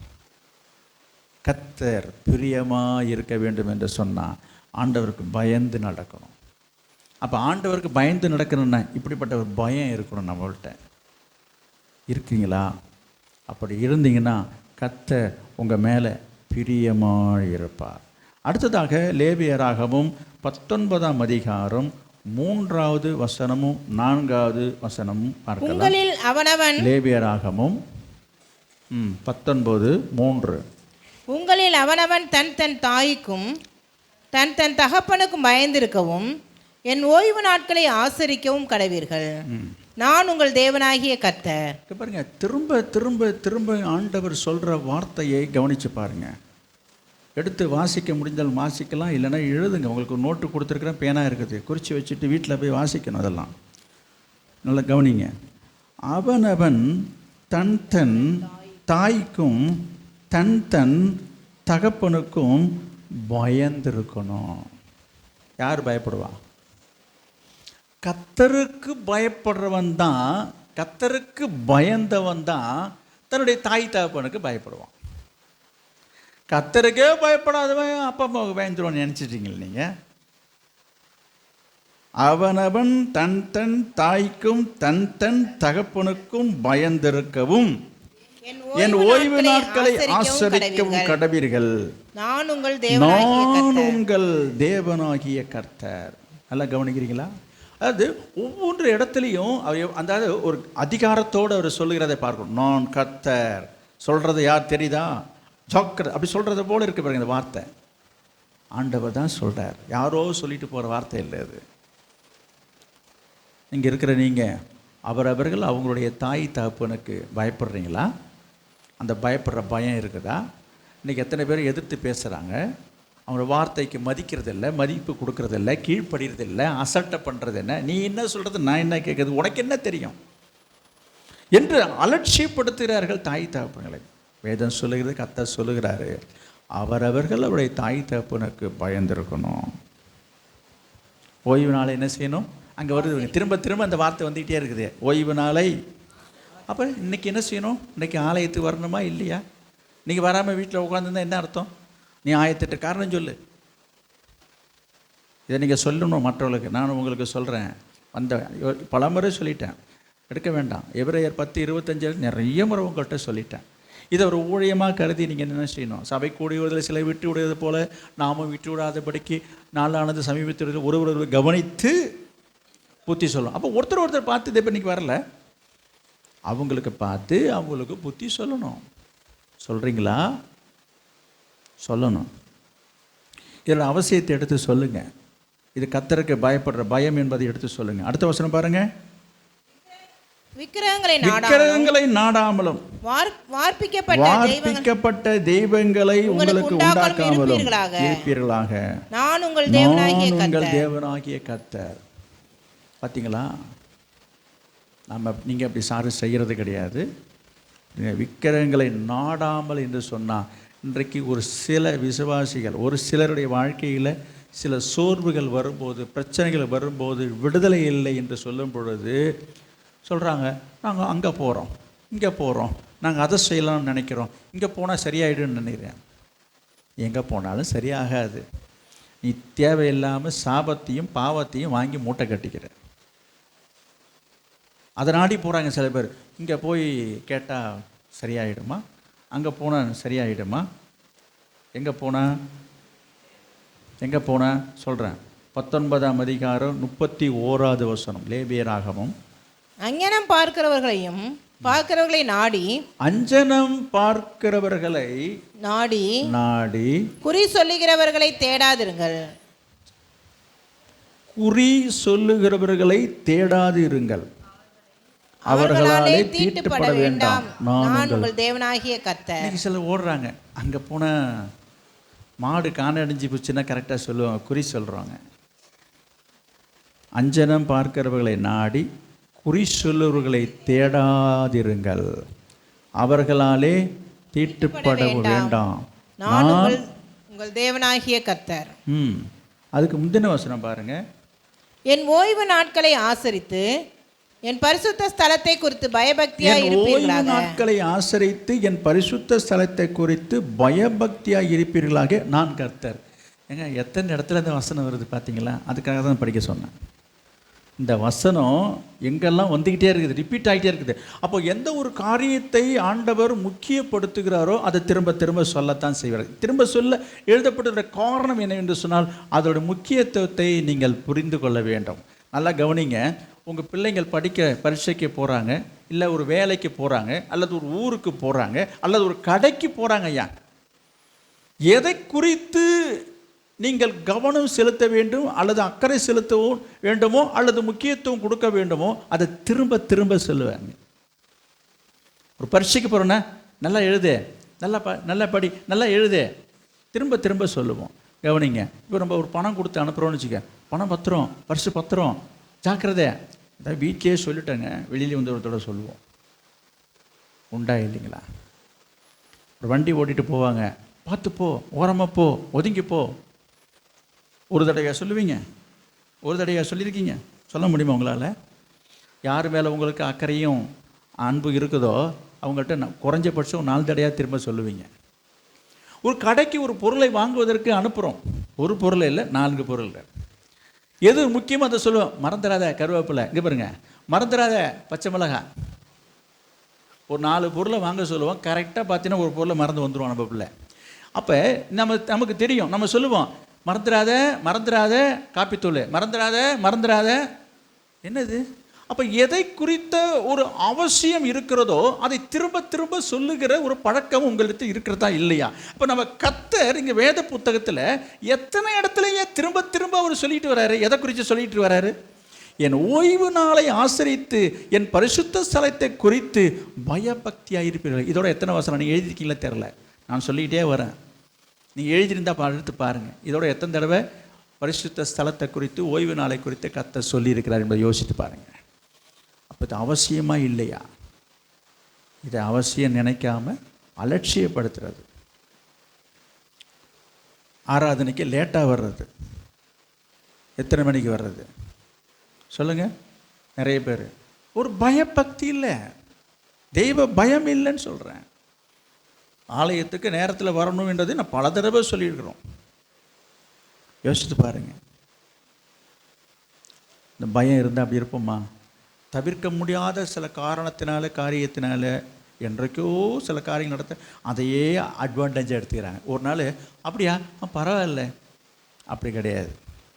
எல்லாவற்றையும் ஆண்டவர் பார்த்துட்ருக்காரு. கர்த்தர் உங்களை பார்த்து தான் கேட்குறாரு, நான் நிஜமானால் என் பயம் எங்கே? இங்கே நான் வாசித்தோம், லேவியராகமும் 19ஆம் அதிகாரம் 31 தானே படிச்சிங்க, 32 படிங்க சீக்கிரம். நரைத்தவனுக்கு முன்பாக எழுந்து முதிர் வயது உள்ளவன் முகத்தை கனம் பண்ணி உன் தேவனுக்கு பயப்படுவாயாக, நான் கர்த்தர். இது என்னது? பெரியவர்களை, வயதிலே பெரியவர்களை, முதியவர்களை, அங்கே இருக்கு பாருங்க, நரைத்தவனுக்கு முன்பாக எழுந்து முதிர் வயதுள்ளவன் முகத்தை கனம் பண்ணு. கவனிக்கிறீங்களா? என்னங்க இது? பைபிளில் இப்படிலாம் வசனம் இருக்குது. ஆண்டவருக்கு பயப்படுறவங்க, கர்த்தருக்கு பயந்து நடக்கிறவங்க வயதில் பெரியவர்களை கனம் பண்ணுவார்கள். எப்படி? நான் சொல்லட்டுமா எப்படின்னு? யார் வந்தாலும் உட்கார்ந்த இடத்த விட்டு எழுந்துறது கிடையாது. இன்னும் சில பேர் நாற்காலி மேலே உட்காந்துருப்பாங்க. நாற்காலியில் உட்காந்துருக்கிறது தப்புன்னு சொல்ல, உட்காந்துருக்கலாம் கோச்சிக்காதீங்க, கவனிங்க. நாற்காலியில் உட்கார்றது, நான் சேரில் உட்கார்றது நான் சொல்லலை. சேரில் உட்காந்துக்கிட்டு கால் மேலே கால் போட்டுக்கிட்டு சரி, கால் மேலே காலை போட்டுக்கிட்டு அதோடு இல்லைங்க, அப்புறம் 2 காலை 2 ஆட்டிக்கிட்டு, இங்கே பாருங்க, ஒரு ஆட்டிக்கிட்டு, யார் எங்கே எப்போ? அந்த வசனத்தை பாருங்கள். நரைத்தவனுக்கு முன்பாக எழுந்துன்ற அந்த சரி, ஒரு பெரியவங்க வந்து நிற்கிறாங்களே, வந்திருக்கிறாங்களேன்னு எழுந்திருக்கதே கிடையாது. உட்காந்துருந்தால் எழுந்து நிற்கணும். இதெல்லாம் இப்படிலாம் இருக்குது. இதெல்லாம் நிறைய பேருக்கு தெரியும். இப்போ நான் சொல்கிற இந்த விஷயம் உங்களுக்கு தெரியாத விஷயத்தை நான் சொல்லித்தரல. ஆனால் ஒரு சிலர் இதை கடைப்பிடிக்கிறது இல்லை. அதைத்தான் சொல்ல வரேன். இதை நீங்கள் உங்கள் பிள்ளைங்களுக்கு சொல்லிக் கொடுக்குறீங்களா? புரியுதுங்களா? அவங்கள ஒரு சில பெரியவர்களுக்கு தெரியும், ஆனால் அவங்க பிள்ளைங்க இப்படி செய்ய மாட்டாங்க. யார் வந்து உட்காந்தாலும் காலை தூக்கி 2 காலையும் தூக்கி மேலே வச்சுட்டு உட்காந்துருக்கும். வந்தாங்க, வயசானவங்க நிற்கிறாங்க, பெரியவங்க நிற்கிறாங்கப்பா, எழுந்திருப்பா, அவங்க முன்னால் இப்படி உட்காந்துருக்கூடாதுன்னு எத்தனை பேர் சொல்லி தரீங்க? நீங்கள் சொல்லி கொடுக்கணும். நான் இங்கே சபைக்கு மட்டும் சொல்லலை, உங்கள் வீட்டுக்கும் தான் சொல்லிட்டு வரேன். இப்போ நான் ஓஹோ, இங்கே யாரே சபையில் வந்து இப்படி உட்காந்துருக்கேன், சபையிலையும் நடக்குது, உங்கள் வீட்லேயும் நடக்குதுன்னு சொல்கிறேன். நான் எங்கேயும் எல்லா இடத்துக்கும் தான் நான் பேசிட்டு வரேன். ஒரு பெரியவர்கள், வயதில் பெரியவங்க வந்திருக்கிறாங்கன்னு சொன்னால் எழுந்து நிற்கிற மரியாதை எத்தனை பேருக்கு தெரிஞ்சிருக்குதுன்னு கேட்குறேன். அப்படி யாருமே இல்லைன்னு நான் சொல்ல வரல, அப்படி இல்லைன்னு சொல்லவில்லை. ஒரு சிலர் இதை நீங்கள் சொல்லிக் கொடுக்கணும், உங்கள் பிள்ளைகளுக்கு சொல்லிக் கொடுக்கணும். பிள்ளைகளுக்கு சில பிள்ளைகளுக்கெல்லாம் கரெக்டாக இருக்கிறான் பார்க்குறேன். ஒரு சில பிள்ளைகள்லாம் ரொம்ப ஒரு ஒழுங்கு இல்லை, ஒரு வணக்கம் சொல்கிறதில்ல, ஸ்தோத்திரம் சொல்கிறதில்லையும், அந்த பெரியவங்களை கண்டா வணங்குறதுலையும், ஒரு பணிவாக பேசுகிறதையும் நிறைய பிள்ளைகளை நான் பார்க்கிறேன். அதற்காக ஆண்டவரை நான் ஸ்தோத்திரிக்கிறேன். அப்படிலாம் இல்லவே இல்லை என்று சொல்லி நான் யாரையும் குறை சொல்ல வரல. ஏதோ அத்தி புத்தால் மேலே அங்கங்கே இப்படிலாம் சிலருக்கு இருக்குது. ஆனால் அதை குறித்த ஒரு அறிவு சிலருக்கு இல்லைன்னு சொல்ல வரேன். அதை குறித்த ஒரு உணர்வு இல்லைன்னு சொல்ல வரேன். பெற்றோருக்கு இல்லை, சின்ன பிள்ளை அவனுக்கு என்ன தெரியும் என்று சொல்லி அதை அப்படியே வளர்த்துடுறாங்க. அதுதான் தவறு என்று நான் சொல்ல வருகிறேன். என்ன போட்டிருக்குது படிங்க. நரைத்தவருக்கு முன்பாக எழுந்து முதிர் வயது உள்ளவன் முகத்தை கனம் பண்ணு. அப்போ மூத்தவர்களை, முதிர்ந்தவர்களை, வயதில் பெரியவர்களை நமக்கு என்ன செய்யணும்? கனம் பண்ணணும். என்ன சொல்றாரு? கனம் பண்ணி உன் தேவனுக்கு என்னங்க இது? ஏங்க இந்த வசனத்தை கொஞ்சம் நல்லா யோசிச்சு பாருங்களேன். இது எங்கே கொண்டுட்டு போய் எங்கேயே இல்லை ஜாயின் பண்ணுற மாதிரி இருக்குது. எங்கள் கர்த்தருக்கு தான் பயப்படணும். சில பேர் சொல்லிக்கிறாங்க, ஆண்டவருக்கு தாங்க பயப்படுவேன், நான் யாருக்கும் பயப்படுற ஆள் கிடையாதுங்க, அப்படி இப்படிலாம் வீரவசனம் பேசுகிறலாம் இருக்கிறாங்க. நான் ஒன்றும் இவங்களுக்கெல்லாம் பயப்படணும் அவசியம் கிடையாது. நீ யாருக்கும் பயப்பட வேணாப்பா, நீ கர்த்தருக்கு பயந்தாலே போதும். ஆனால் நீ கர்த்தருக்கு உண்மையாக பயப்படுற ஒரு மனுஷனாக இருந்தால், உண்மையாகவே நீ பயப்படுற மனுஷனாக இருந்தால் நீ என்ன செய்வேன்? சொல்ல மாட்டீங்க. என்ன செய்வீங்க? என்ன செய்வீங்க? முதல்ல தாய் தகப்பனுக்கு பயப்படுவீங்க. பெற்ற தாய் தகப்பனுக்கு இருக்கா இல்லையா? படிச்சிங்க. அடுத்தது பார்த்தோம், முதிர் வயது உள்ளவங்களை, ஒரு வயசில் பெரியவங்களை, மூத்தவங்களை மதிக்க தெரியணும். எழுந்து நின்று ஒரு வணக்கம் சொல்ல தெரியணும், மரியாதை கொடுக்க தெரியணும். யாருக்கு கொடுக்குற ஒரு மரியாதைன்னு இங்கே எழுதியிருக்குது? ஆண்டவருக்கு கொடுக்குற மரியாதை. ஓ, இன்னைக்கு சில பேர் மனுஷன் வேறு ஆண்டவர் வேறு பிரிக்கிறாங்க. இதெல்லாம் அவங்கள்ட்டலாம் நான் போய் நின்றுட்டு பேசிகிட்டு இருக்கணும்லாம் சொல்லாதே. நான் கர்த்தருக்கு மட்டும்தான் பயப்படுற ஆள். நீ கர்த்தர் என்ன சொன்னாலும் நான் கேட்பேன், கர்த்தருக்காக நான் என்ன வேணும் செய்வேன். ஆனால் அந்த மனுஷன் வீட்டுக்குள்ள நான் வரமாட்டேன், அவங்க வாசப்படி மிதிக்க மாட்டேன், அவங்க வீட்டுக்கு நான் வரமாட்டேன், அவங்கள்ட்ட நான் பேச மாட்டேன், அவங்க வான்னு கூப்பிட மாட்டேன், அவங்களுக்கெல்லாம் மரியாதை கொடுத்து எல்லாம் கட்டாயப்படுத்தினாக்கா நான் அவர் சர்ச்சுக்கு வரதை நிறுத்திடுவேன். என்னை ரொம்ப கட்டாயப்படுத்தினீங்கன்னா. ஓ சரி சரி சரி. உனக்கு கர்த்தருக்கு பயப்படுகிற ஒரு பயம் இருந்ததுன்னா நீ என்ன செய்யணும்? இது மனுஷனுக்கு பயப்படுற பயம் இல்லையா? அவருடைய கட்டளைக்கு, அவருடைய வார்த்தைக்கு, அவருடைய வசனத்துக்கு நம்ம கீழ்ப்படிந்து பயந்து நடக்கணுன்றதை நீ புரிஞ்சிக்காமல் பேசிகிட்டு இருக்கீங்க. பெரிய இதாக பேசுவாங்க, என்ன பெரிய இதெல்லாம் பேசுகிறாள்லாம் இருக்கிறாங்க. என்ன இது? தன்னுடைய பார்வைக்கு ஞானியனாக எண்ணுகிறவர்கள்லாம் ரொம்ப பெரிய பெரிய பரிசுத்தவன்ற நினைப்பு அவங்களுக்கெல்லாம். கர்த்தருக்கு பயப்படுற பயம் இல்லை. கர்த்தர் உங்களை பார்த்து கேட்குறாரு, நான் நிஜமான நானால் பயம் எங்கே? அந்த பயம் இருக்கிறதா? அப்படிப்பட்ட பயப்படுற சிந்தை இருக்கிறதா?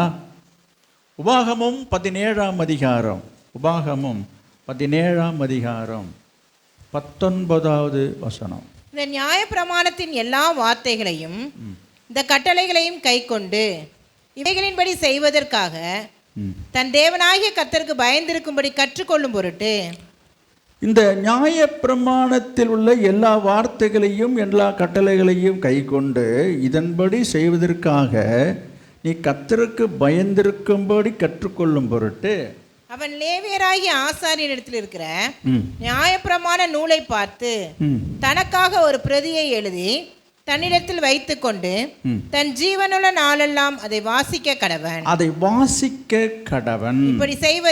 இப்படி செய்வதினால் தானும் தன் குமாரரும் இஸ்ரவேலின் நடுவே தங்கள் ராஜ்யத்திலே நீடித்து வாழ்வார்கள். நீடித்து வாழ்வார்கள். நான் சொல்கிறேன், உங்கள் வாழ்நாள், உங்களுடைய வாழ்க்கை, உங்களுடைய ஆயுசு, உங்களுடைய வாழ்நாள் நீடித்து இருக்க வேண்டும் என்று சொன்னால் வேத வார்த்தைகளை, கட்டளைகளை, அவருடைய கற்பனைகளை, அவருடைய வார்த்தை வசனங்களை வாசிக்க நாங்கள் இருக்குதா இல்லையா பாருங்க. என்னவா? ஒரு பிரதியை எழுதி தன்னிடத்தில் வைத்து கொண்டு என்ன செய்யணுமா? ஜீவனுள்ள நாளெல்லாம் அதை வாசிக்கணும். வேதத்தை வாசிக்கிறதுன்னு சொன்னால் சில பேருக்கு கஷ்டமாக இருக்குங்க. ஒரு சிலர் வாசிக்க தொடங்கி இருக்கிறதாக சொன்னாங்க. இந்த வருஷ தொடக்கத்தில் நான் பைபிள் படிக்க தொடங்கிட்டேன், ரொம்ப ரொம்ப சந்தோஷம். அது தொடரணும். இல்லை நின்றுடுச்சான்னு தெரியல, நின்றாலும் பரவாயில்ல, தொடருங்க. நல்லா கவனிக்கணும். சிலது ஒன்றுமே புரியல. நான் சொல்கிறேன், அதை பற்றி நீ கவலைப்படாத. படித்த உடனே எல்லாம் புரிஞ்சிருமா?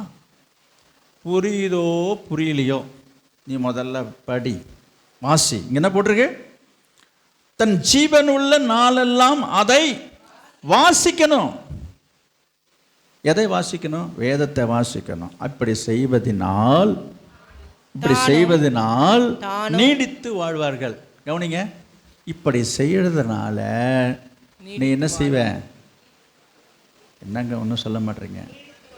அப்போ நீ நீடித்து வாழணுன்னா, இங்கே பாருங்க, நீ நிலச்சிருக்கணும், நீ நீடித்து வாழணும், நீ நல்லா இருக்கணும்னு சொன்னால், இப்போ சொல்லுங்கள், சுருக்கமாக நான் வந்துடுறேன்.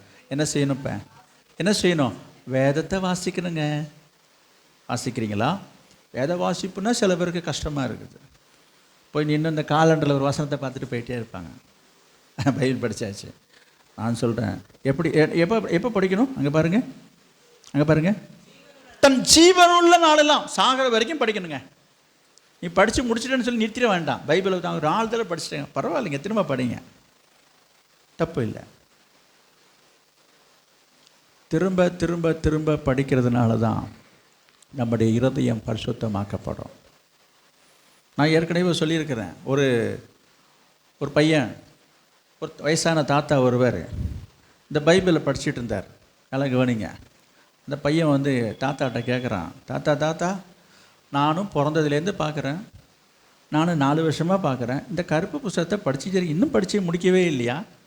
இத்தனை வருஷமாக படிக்கிறீங்க, நீங்கள் எத்தனை தடவை படிப்பீங்க அப்படின்னு அந்த பையன் கேட்குறான்.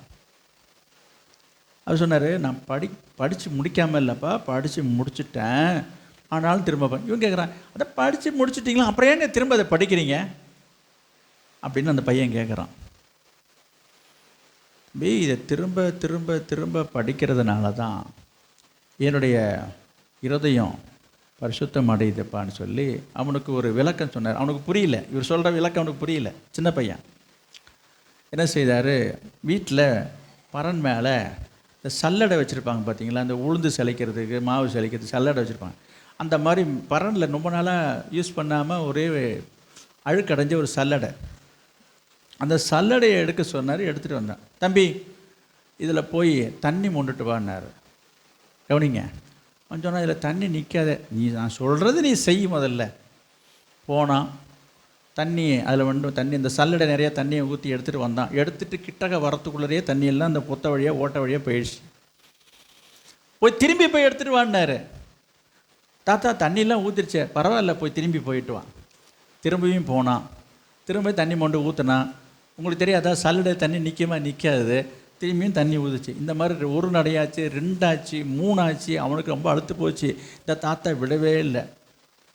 போய் திரும்பியும் திரும்பனதும், தாத்தா எனக்கு காலை வலிக்குது, என்னப்பா நீ சொல்லுங்கள் அப்படின்னா. அப்போ அவர் கேட்டார், தம்பி, இந்த சல்லடையில் தண்ணி நிற்காதுன்றது எனக்கும் தெரியும், ஆனால் இப்போ அந்த சல்லடையை கொஞ்சம் பாருன்னாரு. நீ ஆரம்பத்தில் எடுக்கும்போது சல்லடை எப்படி இருந்துச்சு? ஆமாம், கறி படிஞ்சு போய் ஒரே அழுக்காக இருந்துச்சு. முதல் தடவை போயிட்டு வந்தப்போ தண்ணி போச்சு. அப்புறம் திரும்ப 2வது தடவை 3வது தடவைன்னு இப்படி போகும்போது என்னாச்சு, இப்போ அந்த சல்லடையில் இருக்கிற எல்லா அழுக்கும் போய் இப்போ சல்லடை நல்லா இருக்கா? ஆமாம். இப்படி தான் உன் மனசு, உன் இருதயம். இந்த வேத புத்தகத்தை படித்த உடனே நம்ம மனசு சுத்தமாகிடாதுப்பா. திரும்ப திரும்ப திரும்ப படிக்கணும். படிச்சுக்கிட்டே இருக்கும்போது தான் இந்த சல்லடை எப்படி சுத்தமாச்சோ, சல்லடையில் எப்படி தண்ணி தங்காதோ, அதே போல தான் இந்த வார்த்தைகளும் வசனங்களும் ஒரு தடவை படித்த உடனே நம்ம மனசில் வந்து தங்கிடாதுப்பா. நம்ம திரும்பவும் படிக்கணும். மனசில் தங்கலையே, இது எனக்கு புரியலையே, அதை பற்றி நீ கவலைப்படாத. அது உன் இருதயத்தை என்ன செய்யும்? கழுவும், உன்னை சுத்திகரிக்கும் என்று ஒரு விளக்கத்தை எங்கள் சொன்னதாக ஒரு சம்பவம். இது நான் உங்களுக்கு தான் சொல்ல வரேன். இந்த பைபிளை எத்தனை தடவை தாங்க படிக்குது அப்படிலாம் நீங்கள் சொல்லாதீங்க. இதுக்கு கணக்கே இல்லை, முடிவே கிடையாது. நீ தொடர்ந்து படிக்கணும். படித்தா என்ன ஆகும்? நீடித்து வாழ்வார்கள். அங்கே பாருங்க வசனத்தை. இன்னொரு வசனத்தை நான் உங்களுக்கு சொல்லணுமே. நீதிமொழிகள் 10:27. நீதிமொழிகள் 10:20. கர்த்தருக்கு பயப்படுதல், ஆயுசு நாட்களை பெருக பண்ணும். துன்மார்க்கனுடைய வருஷங்களோ குறுகி போகும். போதும். கவனிங்க. அப்போ கர்த்தருக்கு பயப்படுறதுனால உங்களுக்கு கிடைக்கிற நன்மையை நான் சொல்லி கொண்டு வருகிறேன். வேதத்தை வாசிப்பதனால உன் ஆயுசு நீடிக்கும் என்று சொல்லி நான் பார்த்தோம். நீ ஆண்டவருக்கு பயந்து நடந்தீங்கன்னா, அங்கே இருக்க வசனம் பாருங்க, என்னது? கர்த்தருக்கு பயப்படுதல் ஆயுசு நாட்களை பெருக போகணும். நீ எந்த அளவுக்கு ஆண்டவருக்கு பயந்து நடக்கிறையோ அந்த அளவுக்கு உன்னோட ஆயுஷனுடைய வருஷங்கள் கூடிக்கிட்டே போகும். இப்போ சொல்லுங்க, பயப்படுகிற பயம் எங்கே? கர்த்தருக்கு பயப்படுற பயம் இருக்குதா? நீ ஊர் உலகத்துக்கு பயப்படுற, பேய் பிசாசுக்கு பயப்படுற, நீ கண்டதுக்கெல்லாம் பயப்படுற, ஊரில் உலகத்தில் உள்ளவனுக்கெல்லாம் பயப்படல, பயப்படுறீங்களே தவிர, ஆனால் ஆண்டவருக்கு பயப்படுற பயம் எங்கேன்றதான் கர்த்தர் கேட்குறார். இன்னைக்கு கர்த்தர் அன்பு உள்ளவர், இரக்கமுள்ளவர், மன்னிக்கிறவர், தயவுள்ளவர் என்பதனால நிறைய பேர் அதை துச்சமாக நினச்சி அலட்சியப்படுத்துகிறாங்க. ஆண்டவர் அதெல்லாம் ஒன்றும் சொல்ல மாட்டார், அவர் ரொம்ப நல்லவர். அவர் நான் சொன்ன ஆண்டவர் நல்லவர் தான். நீங்கள் சொன்னாலும் சொல்லாவிட்டாலும் ஆண்டவர் நல்லவர் தான். அதே சமயத்தில் நாம் அவருக்கு பயந்து நடக்கணும். இன்றைக்கு எதுக்கும் பயப்படுறாங்க. எதுக்கு பயப்படுறாங்க? இந்த மிரட்டுறதுக்கு, உருட்டுறதுக்கு தான் பயப்படுறாங்க. ஆண்டவர் அன்பாக இருக்கிறதுனால நிறைய பேர் ஆண்டவருக்கு பயப்படுறது கிடையாது. இன்றைக்கு உலகத்தில் பார்க்குற இந்த விக்கிரக தெய்வங்கள்லாம் பார்த்தீங்கன்னா, பார்த்ததுமே ஒரு பயம் உண்டாக்குறத போல தான் அதில் தோற்றமே இருக்குதுங்க.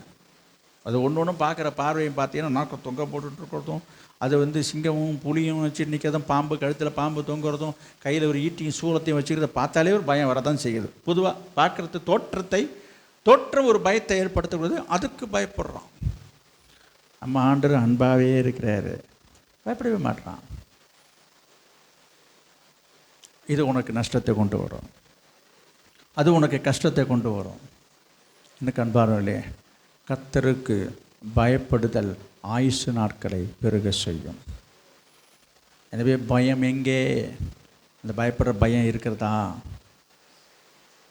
என்னாகமம் 12ஆம் அதிகாரம் 8வது வசனம். என்னாகமம், நான் அவனுடன் மறைப்பொருளாக அல்ல, முகமுகமாகவும் பிரத்யட்சமாகவும் பேசுகிறேன். அவன் கர்த்தரின் சாயலை காண்கிறான். இப்படி இருக்க நீங்கள் என் தாசனாகிய மோசேக்கு விரோதமாய் பேச உங்களுக்கு பயமில்லாமல் போனதென்ன என்றார். உங்களுக்கு பயம் இல்லாமல் போனது என்ன என்று கர்த்தர் கேட்கிறார், பேசுகிறார். யாரை பார்த்து கேட்குறாரு? மோசேனுடைய சகோதரியும் ஆரோனை பார்த்து ஆண்டவர் கேட்குறாரு. என்ன கேட்குறாரு பாருங்க, மோசேக்கு விரோதமாக பேசுவதற்கு உங்களுக்கு பயமில்லாமல் போனது என்ன? பயமில்லாமல் போனது என்ன? மோசே யாரு? தேவனுடைய ஊழியக்காரன், தேவனால் தெரிந்து கொள்ளப்பட்டவன், அபிஷேகம் பண்ணப்பட்டவன், அழைக்கப்பட்ட ஒரு தேவ மனுஷன் மோசே என்பது உங்களுக்கு நன்றாகவே தெரியும். அவர் மூலமாகத்தான் ஆண்டவர் நமக்கு கட்டளைகளையும் கற்பனைகளையும் நமக்கு தந்திருக்கிறார் என்பதையெல்லாம் நம்ம தெரிந்த ஒரு காரியம் இருக்கட்டும். இப்போ அந்த மோசேவுக்கு விரோதமாக யார் பேசினா என்று சொன்னால், அவன் குடும்பத்தில் உள்ளவன் தான் பேசினான். மிரியாமும் ஆரோனும் எல்லாம் வேத்தாளெலாம் கிடையாதுங்க, எல்லாம் அவங்களுக்கு வேண்டிய ஆள் தான். யாரோ பேசி இல்லைங்க, எவனையோ அப்படி சொல்கிறாங்க, அப்படிலாம் இல்லை, எல்லாம் அவங்களுக்குள்ள தான். உனக்குள்ளன்னு சொல்கிறாங்களே, அவங்களுக்குள்ள தான். இதை ஆண்டவர் கேட்குறாரு. இதை கேட்கும்படியாக மோசே ஒன்றும் போய் முறையிடவும் இல்லை, அங்கே புகார் சொல்லவும் இல்லை. ஆண்டவரே என்னை பற்றி இப்படிலாம் பேசிகிட்டு இருக்கிறாங்க, நீங்கள் தான் அதை கேட்கணும், அப்படிலாம் போய் மோசே சொல்லவே கிடையாது. இன்னும் சொல்ல போனால் மோசேவுக்கு இந்த விஷயம் தெரியவே தெரியாது. அதான் உண்மை. எல்லாம் முடிஞ்சதுக்கப்புறமா தான் மோசேக்கு இந்த விஷயம் தெரியுது. எல்லாம் முடிஞ்சிருக்குன்னா அதுக்கெல்லாம் சம்பவங்கள்லாம் உங்களுக்கு தெரியும். இப்படி இருக்கும் பொழுது ஆண்டவர் என்ன கேட்குறாருன்ற வார்த்தையை பாருங்கள். மோசேக்கு விரோதமாக பேசுவதற்கு உங்களுக்கு எவ்வளோ நெஞ்செழுத்து இருந்தால், உங்களுக்கு துணிச்சல் இருந்ததுன்னா, தைரியம் இருந்ததுன்னா, கொஞ்சம் கூட ஒரு பயமே இல்லாமல் போனது என்ன என்று அந்த அர்த்தத்தில் கேட்குறார். நான் உங்களுக்கு சொல்கிறேன், கர்த்தருக்கு பயந்தவர்கள், அதாவது கர்த்தருக்கு பயப்படுகிற தேவனுடைய பிள்ளைகள், கர்த்தருடைய பிள்ளைகளுக்கு விரோதமாகவோ ஊழியக்காரருக்கு விரோதமாகவோ பேசுவதற்கு துணிய மாட்டார்கள், துணிச்சல் வராது. ஒரு ஊழியக்காரரை பற்றியோ ஊழியக்காரருக்கு எதிராகவோ பேசுவதற்கு அவங்களுக்கு மனசில் ஒரு எண்ணமே வராது, ஒரு துணிச்சலே வரவே வராது. காரணம் அவங்களுக்கு என்ன பயம் இருக்குன்னு சொன்னால் தெய்வ பயம்னு சொல்கிறாங்க பாரு. அப்போ கடவுளுக்கு ஆண்டவருக்கு பயப்படுற பயம் மனசில் இருந்ததுன்னா பேச மாட்டோம். இன்றைக்கி பயப்படாதவங்களும் பயம் இல்லாதவங்களும் தான் இன்றைக்கு வாய்க்கு வந்தபடி பேசுகிறார்கள், பேசி விடுகிறார்கள். பேசிட்டு நான் என்ன பேசிட்டேன், நான் என்ன சொல்லிட்டேன், நான் இல்லாததை பேசிட்டேன், உள்ளது தானே சொன்னேன், இது அதில் வேறு நியாயப்படுத்திக்கிட்டு. நான் சொல்கிறது கவனிங்க. நல்லதோ கெட்டதோ, உண்மையோ பொய்யோ, ஒரு ஊழியக்காரனுக்கு விரோதமாக பேசுகிறது குறித்து கர்த்தர் கேட்டார் என்று எழுதியிருக்கிறது. கர்த்தர் கேட்பார் என்பது மட்டும் முக்கியமல்ல, அவர் சொல்கிற வார்த்தை முக்கியம். என்னவென்றால், உனக்கு பயம் இல்லை என்று சொல்கிறார். நீங்கள் அதை தான் முக்கியம்.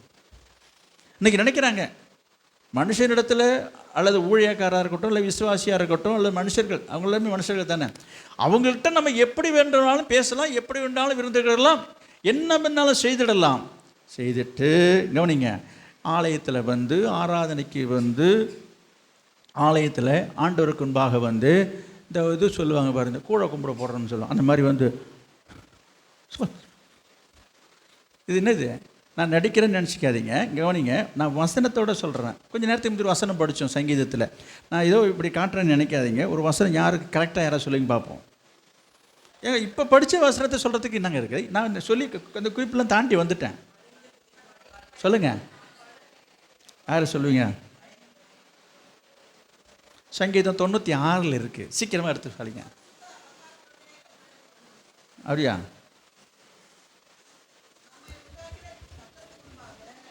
நாம் பணிந்து குனிந்து, அவ்வளோதானே, அவ்வளோதானே. நான் இன்னொரு வார்த்தை என்னது, இல்லை அது அந்த வார்த்தைக்கு தான் நான் வந்தேன். அந்த வார்த்தையை தான் எதிர்பார்த்தேன். என்னது என்னது ஏங்க, இப்போ நான் செஞ்சது அதுதானே. நான் சொல்கிறது புரியல உங்களுக்கு? குளிர் எடுத்துச்சுன்னா குளிரில் நடுங்கும் பாருங்க. இங்கே பாருங்க, இது குளிர் தாங்கலாம் நடுக்கும். அதேமாரி சில பேர் வந்து இங்கே சபையில் வந்து இங்கே பாருங்க, ஆவியில் நிறையிறோம், என்னது நடுங்குறாங்களாம். அடே அப்பா, பார்க்குறவங்க என்ன, ஐயோ பக்தி பரவசம், ஆஹா என்னது இது, என்னதுன்னு கேட்டேன். அதாவது என்ன நினைக்கிறாங்க அவங்கன்னா, என்ன வேணாலும் பேசுவாங்க, யாரை வேணாலும் பேசுவாங்க, எப்படி வேணாலும் பேசுவாங்க, என்ன வேணாலும் செஞ்சுருவாங்க. இங்கே வந்து ஆலயத்தில் வந்து மட்டும் என்ன செய்வாங்களாம், வந்து ரொம்ப ரொம்ப நல்ல பிள்ளையாக நடந்துப்பாங்களாம். அப்படின்றது அவங்களுடைய எண்ணம். அவங்க என்ன நினைக்கிறாங்கன்னா, நம்ம கரெக்டாக இருக்கிறோம், நம்ம பர்ஃபெக்டாக இருக்கிறோம், நம்ம சரியாக இருக்கிறோம், நம்ம ஒழுங்காக தானே இருக்கிறோம், நம்ம பக்தியாக இருக்கிறோம் அப்படின்னு அவங்கள குறித்து அவங்களுக்கே ஒரு செல்ஃப் சாட்டிஸ்ஃபேக்ஷன் தரேன். கிடையவே கிடையாது. பிசாசு உங்களை வஞ்சிக்கிறான், பிசாசு உங்களை ஏமாத்துறான். இவங்க என்ன நினச்சிட்டு இருக்காங்க, நாங்களும் ரொம்ப பக்திக்க பார்ப்போம் பக்தியை. நான் திருப்பியும் சொல்கிறேன், கர்த்தர் என்ன கேள்வி கேட்டார், என்ன கேள்வி கேட்டார்? மோசேக்கு விரோதமாக பேசுவதற்கு உனக்கு பயம் இல்லாமல் போனது என்ன? இதே கேள்வியை உங்கள்கிட்ட நேராக கேட்காதனால தான், உங்களை பார்த்து நேராக கேட்காதனால தான் நீங்கள் பேசுகிறது செய்கிறது எல்லாம் கரெக்டுன்னு நீங்கள் நினச்சிட்ருக்கீங்க. என்னை வந்து கேட்க வேண்டியதானே, என்னை வந்து அவர் கேட்கவே இல்லையா?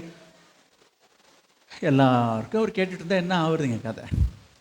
அதான் ஒருத்தருக்காக ஒரு கேள்வி கேட்டு இங்கே எழுதி வச்சிட்டார். இது எல்லாருக்கும் தான். இது ஒவ்வொருத்தருக்கும் வந்து வந்து வந்து அவர் கேட்டுட்ருக்கணும்னு அவசியம் இல்லை, கேட்பார். அதுக்காக கேட்காம இருக்க மாட்டேன்னு நான் சொல்ல வரல.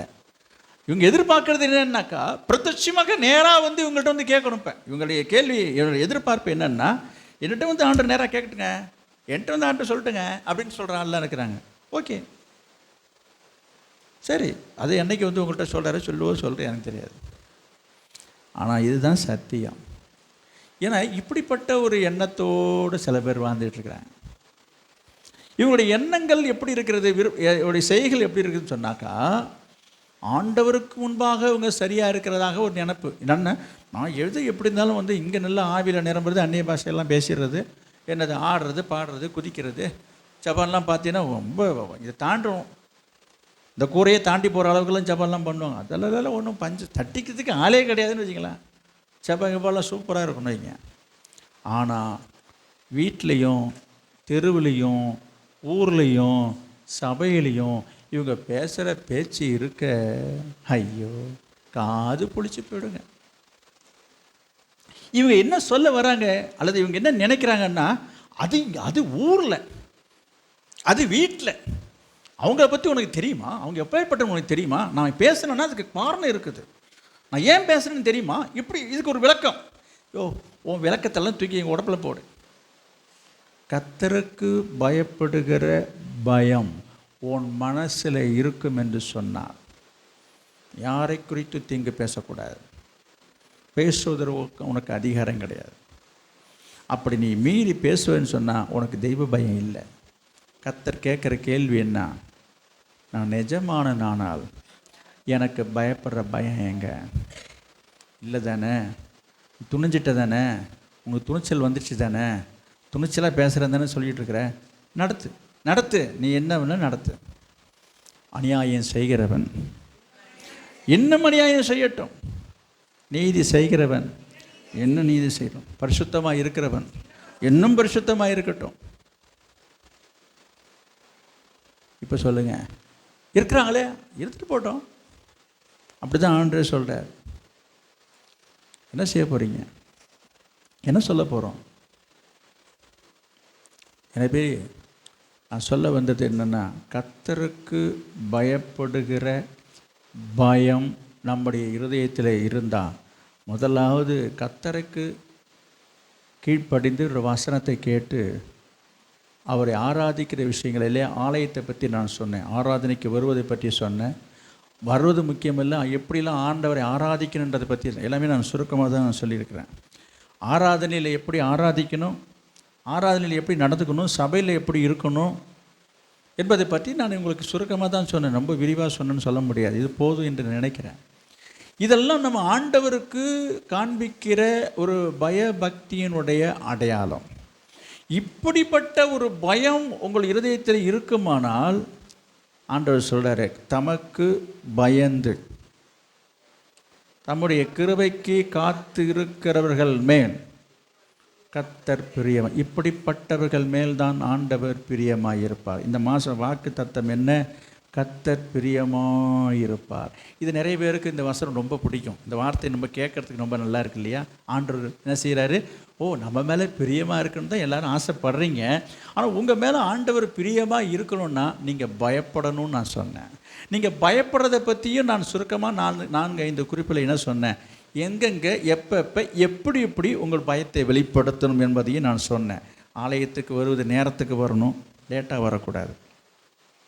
வரும்பொழுதே எப்படி வரணும்? துதித்தலுடனே அவர் சன்னதிக்கு முன்பு ஆறுன்ற. அப்புறம் என்ன? ஸ்தோத்திரம் பண்ணி கொண்டு ஆலயத்துக்குள்ள வரணையா? ஊர் கதை பேசிட்டு உலகத்து கதை பேசிட்டுல வரேங்க. வரும்போதே ஊர் கதை பேசிட்டு வர வேண்டியது.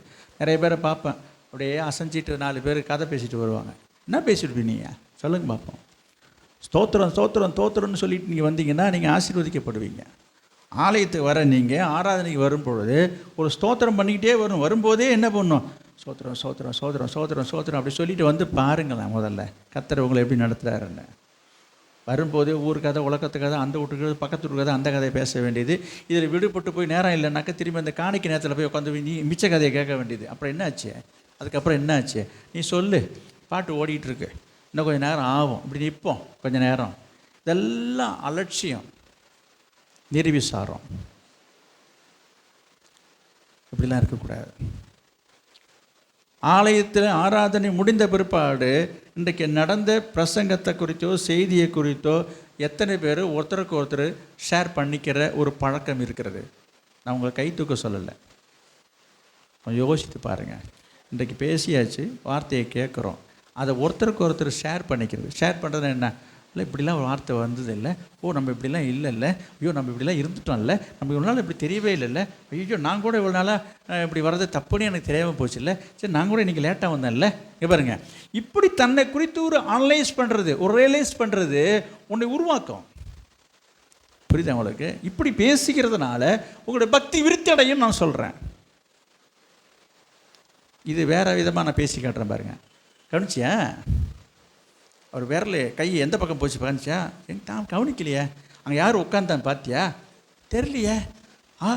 அட என்ன நீ வேற, அதை பார்த்து தான் பேசினார். அப்படியா? பார்க்காதவங்களோட பார்த்ததாக ஒரு கிரியேட் பண்ண வேண்டியது. அதோடு இல்லைங்க. அப்புறம் பிரசங்கம் யாருக்கு தெரியுமா? இங்கே பாருங்கள், இது ஒரு கேள்வி. யாருக்குன்னா சபைக்கு தான். அட நீ வேற, அவர் யாரை மனசில் வச்சுட்டு பேசினார் தெரியுமா உனக்கு? யாரை மனசில் வச்சுட்டு பேசினார்? அட நீ வேற எல்லாம் யாரையாவது ஒருத்தவங்களுக்கு இதுதான் இங்கே கொளுத்தி போடுறதுன்னு சொல்கிறாங்கல்ல, டீயை கொளுத்தி போட்டுற வேண்டியது. இது அப்புறமா தான் இங்கே ஓஹோன்னு பற்றிக்கிட்டு எரிய ஆரம்பிக்கும். நான் ஒரு காரியத்தை சொல்கிறேன், இங்கே பாருங்கள், என்றைக்காக இருந்தாலும் எப்பொழுதாக இருந்தாலும் எந்த பிரசங்கமாக இருந்தாலும் இங்கே வந்திருக்கிற அத்தனை பேருக்கு என்பதை முதல்ல புரிஞ்சுக்கணும். முதல்ல தனிப்பட்ட ஒரு நபருக்காக ஆண்டவர் செய்யலை, எல்லாருக்காகவும் சேர்த்து தான் ஆண்டவர் கொடுப்பார். அதே சமயம் அதில் கொடுக்கப்படுகிற வார்த்தைகள் ஒவ்வொருத்தருக்கும் மாறுபடும். இப்போ புரியுதுங்களா? இப்போ எல்லாமே எல்லார்ட்டையும் ஒரு பிரச்சனையாக இருக்காது. இப்படி சொல்லப்பட்ட குறிப்புகள் நான் பார்த்தோம், எல்லார்ட்டையுமே அந்த பாதிப்பு இருக்கிறதுக்கு வாய்ப்பு கிடையாது. ஒரு சிலர் இந்த வசனத்துக்கு கீழ்ப்படிஞ்சு நடந்து கொண்டு இருப்பார்கள், ஒரு சிலர் இந்த வசனத்தை கை கொண்டு இருப்பார்கள். புரியுதுங்களா? அவர்கள் எதை தவற விட்டிருப்பார்களோ அதை தான் ஆண்டவர்களை சுட்டி காட்டுவார். ஒரு சிலர் இந்த வார்த்தையின்படி நடக்காமல் இருந்திருப்பார்கள். அப்போ அவங்களுக்கு தான் இது. எல்லாருக்கும் வேண்டியதை தான் ஆண்டவர் கொடுப்பார். ஒரு குறிப்பிட்ட ஒரு நபருக்காக அல்ல, எல்லாருக்கும் தான் கொடுக்குறாரு. எனவே நமக்கு அப்படி ஒரு வார்த்தைகள் வருது என்று சொன்னால் நம்ம அதை சந்தோஷப்படணும். என்ன சந்தோஷப்படணும்? எனக்கு ஒரு வார்த்தை இன்றைக்கு ஆண்டவர் கொடுத்தாரே என்று அதை அப்படி எடுத்துக்கொள்கிற பக்குவத்தை சொல்கிறேன். எடுத்துக்கிற பக்குவம் உள்ளவர்கள் அப்படி எடுத்துக்கொள்வார்கள். இன்னும் சில பேர் இருக்கிறாங்க, நீங்கள் வந்த ஒன்றுமே எனக்குன்னு சொன்ன மாதிரியே இல்லையே என்று நினைக்கிறவர்களும் இருக்கிறார்கள். ஆனால் ஒரு நாள் ஆண்டவர் யாரையும் வெறுமையாக அனுப்புறது கிடையாது. நீங்கள் வரும்பொழுதே இன்றைக்கு எனக்கு வேண்டிய வார்த்தை எனக்கு தாரும், எனக்காக நீங்கள் ஏதாச்சும் பேசுங்க, எனக்கு ஏதாவது ஒரு வார்த்தை சொல்லுங்கன்னு சொல்லி நீங்கள் வேண்டிக் கொண்டு ஜெபம் பண்ணிட்டு வந்து பாருங்கள், கட்டாயம் கர்த்தர் பேசுவார். சில நேரங்களிலே வேண்டிக் கொள்ளாமல் மனசுக்குள்ளரே ஒரு எண்ணம் எதிர்பார்ப்போடு இருக்கும்போதும் கர்த்தர் பேசுவார். இப்படி இருக்கும்பொழுது கர்த்தர் தான் பேசினார், கர்த்தரே நம்மள்கிட்ட பேசிட்டார் என்று எடுத்துக்கொள்கிற மனப்போக்கம் உள்ளவர்கள் ஒரு சிலர் இருக்கிறாங்க. அதை அப்படியே பிசாசு கவுத்து போட்டு என்ன வந்துச்சு வார்த்தை பற்றியா, இதுதான். அப்போ இது நமக்கு தான், இது நம்மள்கிட்ட இருக்க குறைகள் தான், இதை நம்ம சரி செய்யணும். அந்த எண்ணம் வந்துட்டுதுன்னா நல்லது. நீங்கள் என்ன செய்யும், உன்னுடைய வாழ்நாள் நீடித்திருக்கும், நீங்கள் உன்னுடைய வாழ்க்கை நிலைச்சிருக்கும், சமாதானம் இருக்கும். இந்த சொன்னப்பட்ட வசனத்தின்படி கர்த்தர் உன்னை ஆசீர்வதிப்பார். அதை விட்டுட்டு இதை வேறு விதமாக நம்ம யோசிக்க ஆரம்பிச்சோன்னு சொன்னால் அது உன்னை வாழவும் விடாது, உன்னை வளரவும் விடாது. எனவே இன்றைக்கு ஆண்டவர் உங்களுக்கு கொடுத்த வார்த்தை என்ன? கர்த்தருக்கு பயப்படுகிற பயம் வேணும். ஒரு வசனத்தை வாசிப்போம், நான் முடிக்க விரும்புகிறேன். சங்கீதம் 145:19. அவர் தமக்கு பயந்தவர்களுடைய விருப்பத்தின்படி செய்து தமக்கு பயந்தவர்களுடைய விருப்பத்தின்படி செய்து தமக்கு பயந்தவர்களுடைய விருப்பத்தின்படியே செய்து அவர்கள் கூப்பிடுதலை கேட்டு அவர்கள் கூப்பிடும்போது அவங்க கூப்பிடுறதை கேட்டு அவர்களை ரட்சிக்கிறார். கொஞ்சம் நிறுத்தி படித்தாதாங்க உள்ளே போகும். இந்த வசனத்தை வேகமாக படித்தா கூட சில பேருக்கு அர்த்தம் புரியாது. உங்கள் பைபிள் இருக்குதான்னு பாருங்கள். 145:19. அவர் தமக்கு கர்த்தர், நான் படிக்கிறேன், மாற்றி படிக்கிறேன். கர்த்தர் தமக்கு பயந்தவர்களுடைய விருப்பத்தின்படி செய்து. அப்போ யாரெல்லாம் ஆண்டவருக்கு பயந்து நடக்கிறீங்களோ, இன்றைக்கு வாசித்த, கேட்ட, படித்த, சொல்லப்பட்ட இந்த வார்த்தைக்கு கீழ்ப்படிந்து இந்த வசனத்தின்படி நீங்கள் இருந்தீங்கன்னா, நல்லா கவனிக்கிறீங்களா, அவருக்கு பயந்தவர்களுடைய விருப்பத்தின்படி. அப்போ நீங்கள் இந்த வசனத்துக்கு கீழ்ப்படிந்து இப்போ சொல்லப்பட்ட வார்த்தையின்படி நம்ம ஆண்டவருக்கு பயந்து நீங்கள் நடந்தீங்கன்னு சொன்னால் என்ன செய்வார் ஆண்டவர்? உங்கள் விருப்பத்தின்படி உங்கள் விருப்பம்லாம் நடக்கணும், உங்கள் விருப்பத்தெல்லாம் நிறைவேறணும்னு ஆசைப்படுறீங்க. நீங்கள் நிறைய பேருக்கு அந்த ஆசை இருக்குது. அப்போ உங்கள் விருப்பம் நிறைவேறணுமா, உங்கள் விருப்பப்படி ஆண்டவர் செய்யணுமா? இங்கே பாருங்கள், உன் விருப்பத்தின்படி செய்து. அப்போ நீங்கள் என்ன காரியத்தை நினச்சி வேண்டிக்கிறீங்களோ, எதை நீங்கள் விருப்பப்பட்டு கேட்குறீங்களோ, உங்கள் விருப்பப்படி செய்து அவர்கள் கூப்பிடுதலை கேட்டு. அப்போ நீங்கள் ஆண்டவரை நோக்கி கூப்பிடும் பொழுது, எப்பொழுதெல்லாம் அவரை நோக்கி கூப்பிடுறீங்களோ, எப்பொழுதெல்லாம் ஜெபிக்கிறீங்களோ, எப்பொழுதெல்லாம் உங்கள் குறையை சொல்கிறீங்களோ, நீங்கள் கூப்பிடும் பொழுதெல்லாம் அவர் கேட்பார். கேட்டு அவர்களை ரட்சிக்கிறார், உங்களை விடுவிக்கிறார், உங்களை பாதுகாக்கிறார், உங்களை பராமரிக்கிறார், உங்களை ஆசீர்வதிப்பார். இப்போ தெரியுதா? அப்போ இந்த பயப்படுதலுடைய ரகசியம் கர்த்தருடைய ரகசியம் யார்கிட்ட இருக்குது தெரியுமா உங்களுக்கு? அவருக்கு பயந்தவர்களிடத்தில் தான் அவருடைய ரகசியம் இருக்குதான். சிலர் கேட்குறாங்க, என்ன சொல்லுவார், என்ன செய்வார், என்ன செய்வார்? அதெல்லாம் யாருக்கு தெரியும்? அவருக்கு பயப்படுறவங்களுக்கு தான் அந்த ரகசியம் தெரியும். மற்றதெல்லாம் அந்த ரகசியமாக தான் வச்சுருப்பார். நீங்கள் பயந்து நடந்தீங்கன்னா கர்த்தர் அவருடைய ரகசியத்தை கூட உங்களுக்கு வெளிப்படுத்த வரான். என்ன ஒரு ஆசீர்வாதம் பார்த்தீங்களா? எனவே நம்ம ஒரு பயந்து நடக்கணும். பயந்து நடக்கிறதுனுடைய அடையாளங்களையும் ஆலோசனையும் நான் சொல்லிட்டேன். இப்படிப்பட்ட ஒரு பயம் இருக்கிறதா? இப்படிப்பட்ட பயம் இருக்குதா? இப்படி நீங்கள் பயந்து நடந்தீங்கன்னா நீங்கள் வேண்டிக் கொள்வது, நீங்கள் விரும்புகிறது எல்லாம் ஆண்டவர் செய்வார். இப்போ சொல்லுங்கள், ஏன் உங்கள் விருப்பம் நிறைவேறலை? ஏன் நீண்ட நாட்களாகவே நீங்கள் விருப்பப்பட்டு கேட்டதையும் ஜெபிக்கிறதையும் சொன்னதையும் ஏன் இன்னும் நடக்கலை? ஏன் நடக்கலை? இந்த வசனத்தின்படி பார்த்தீங்கன்னா உங்கள் விருப்பப்படி ஆண்டவர் இன்னும் தரல செய்யலைன்னு சொன்னால் நீங்கள் ஆண்டவருக்கு பயப்படுற பயத்தில் ஏதோ ஒரு ஓட்டை விரிசல் ஏற்பட்டிருக்குது, குறைவுபட்டிருக்கீங்கன்னு அர்த்தம். அது எங்கே என்று நீங்கள் தான் கண்டுபிடிக்கணும். அந்த ஓட்டையை கண்டுபிடிச்சிருங்க. எங்கே உடசல் இருக்குன்னு பார்த்து அதை சரி செய்துட்டிங்கன்னா கர்த்தர் உங்களை ஆசீர்வதிப்பா. இப்போ நீ யோசித்து பாருங்கள், நம்ம ஆராதனைக்கு வர விஷயத்தில் ஆராதனைக்கு கொடுக்க வேண்டிய முக்கியத்துவத்தை கொடுக்குறோமா? எது தலை போனாலும் சரி, ஞாயிற்றுக்கிழமை ஆராதனை, ஞாயிற்றுக்கிழமை என்று சொன்னால் ஆலயத்துக்குத்தான் நான் வரணும் என்கிற முக்கியத்துவத்தை கொடுத்து கொண்டு இருக்கிறீங்களா? இது முதல் படி. இது நீங்கள் கர்த்தருக்கு பயப்படுறதா இருந்தால் ஞாயிற்றுக்கிழமைன்னா ஆலயம்தான், ஆராதனை தான், அதுக்கப்புறம் தான் எந்த வேலையாக இருந்தாலும். அப்படி இருக்கிறாங்க, நம்ம சபையில் இருக்கிறாங்க. நான் யாருமே இல்லைன்னு நான் சொல்ல வரல. இது கர்த்தருக்கு பயப்படுகிற பயத்தினுடைய ஃபர்ஸ்ட் ஸ்டெப். பயந்தவர்கள் ஆலயத்துக்கு வரணும் முதல்ல. அடுத்தது ஆலயத்துக்கு வர்றது நல்லது தான். இந்த சட்டசபையில் கேட்குறீங்களா? சட்டசபையில் எலெக்ஷனில் வந்து எம்எல்ஏவாக தேர்ந்தெடுக்கப்பட்டவர்கள் சட்டசபை கூட்டத்தில் போய் கலந்துக்கணும். இந்த சபை கூட்டத்தில் போய் கலந்துக்கணும். அப்படி ஒரு வேளை அவங்க கலந்து கொள்ளவே இல்லை என்று சொன்னால் அந்த பதவியை ரத்து செய்திருவாங்க. அந்த சலுகையெல்லாம் போயிடும். மாதம் அவங்களுக்கெல்லாம் ஏதோ 50,000 1,00,000 தெரியல சம்பளம். அதுக்கு வந்து கோர்ட்டு என்னங்க கவனிங்க, அதெல்லாம் கரெக்டாக தெரிஞ்சு வச்சுருக்காங்க. கவனிங்க, இது எல்லாத்தையும் நிறுத்திடுவாங்க. அதனால் கவனிங்க, என்ன செய்யணும்? இப்போ சில பேருக்கு சட்டசபை கூட்டத்தில் போய் உட்கார்ந்துருக்கிறதுக்கு கலந்துக்கிறதுக்கு இஷ்டம் இல்லாமல் அங்கே வெளியிலேயே ஒவ்வொரு ஆஃபீஸ்லேயும் ரெஜிஸ்டர் வச்சுருக்க மாதிரி சட்டசபையிலையும் வச்சுருக்குறாங்க. அங்கே உள்ளே போகும்போது யாரெல்லாம் வந்தாங்க போனாங்கன்னு சொல்லி அதில் கையெழுத்து போடணும். அந்த மாதிரி அதில் கையெழுத்தை போட்டுவிட்டு வந்துட்டாலே நீங்கள் வந்துட்டு தான் அர்த்தம். யார்? உங்களை சொல்லலை, சட்டசபைக்கு சொல்லிகிட்டு இருக்கிறேன். அந்த மாதிரி ஒருத்தர் இருந்தார், அவர் இப்போ இல்லை. அது அந்த கட்சிக்காரங்களுக்கு தெரியும் யாருன்னு. கேட்குறீங்களா? கலைஞர். கவனிங்க, அது இப்போ நான் அதெல்லாம் பேசினா அரசியல் ஆகிடும். என்ன சொல்ல வருகிறேன்னு நான் சொல்கிறத கவனிச்சிங்க. எதுக்குன்னா அதெல்லாம் போயிடக்கூடாதுன்றதுக்காக போவார், வெளியில் இருந்துட்டு கையெழுத்து போட்டு வந்துடுவார். இதெல்லாம் ஒரு பழைய நடந்த ஒரு சம்பவம். நான் எங்கே வரேன்னா அதே போல் கவனிங்க, ஆலயத்துக்கு வருவாங்க. நான் சொன்னேன்ல இப்போ ஆலயத்துக்கு வரணும், ஆராதனைக்கு வரணும்னு. அதேமாரி தான். ஆமாம் ஆராதனைக்கு வரணும். வந்து என்ன செய்ய வேண்டியது? இங்கே ரிஜிஸ்டர் கிடையாது இங்கே கையெழுத்தை போடுறதுக்கு. காணிக்கப்பட்டில் கொண்டு ஒரு 5-10 போட்டுவிட்டு இப்போ நான் அன்றைக்கி ஆலயத்துக்கு வந்தேன், ஆராதனைக்கு வந்தேன், என்னாச்சு காணிக்கப்பட்டிலையும் போட்டாச்சு. எதோட இந்த ஜாயின் வருது பாருங்கள். அப்பாடா என்னது அப்பாடா நம்ம இன்றைக்கி சபைக்கு போயிட்டு வந்துட்டோம். இப்படிலாம் ஒரு மன நிறைவில் சில பேர் இருந்துகிட்ருக்குறாங்க. அப்போ நான் தப்பாக சொல்ல வரல. நான் எங்கே சொல்ல வரேன், கர்த்தருக்கு பயப்படுகிற பயம் என்பது ஏதோ வந்து அந்த ரெஜிஸ்டரில் கையெழுத்து போடுறது மாரி ஏதோ நானும் வந்து சபைக்கு வந்தேன்னு சொல்லி 12க்கும் 12:45க்கும் வந்துட்டு போகிறதா இல்லை. அப்போ என்னது? தெய்வ பயம் இல்லை. அதுதான் நான் சொல்லிட்டு வரேன்.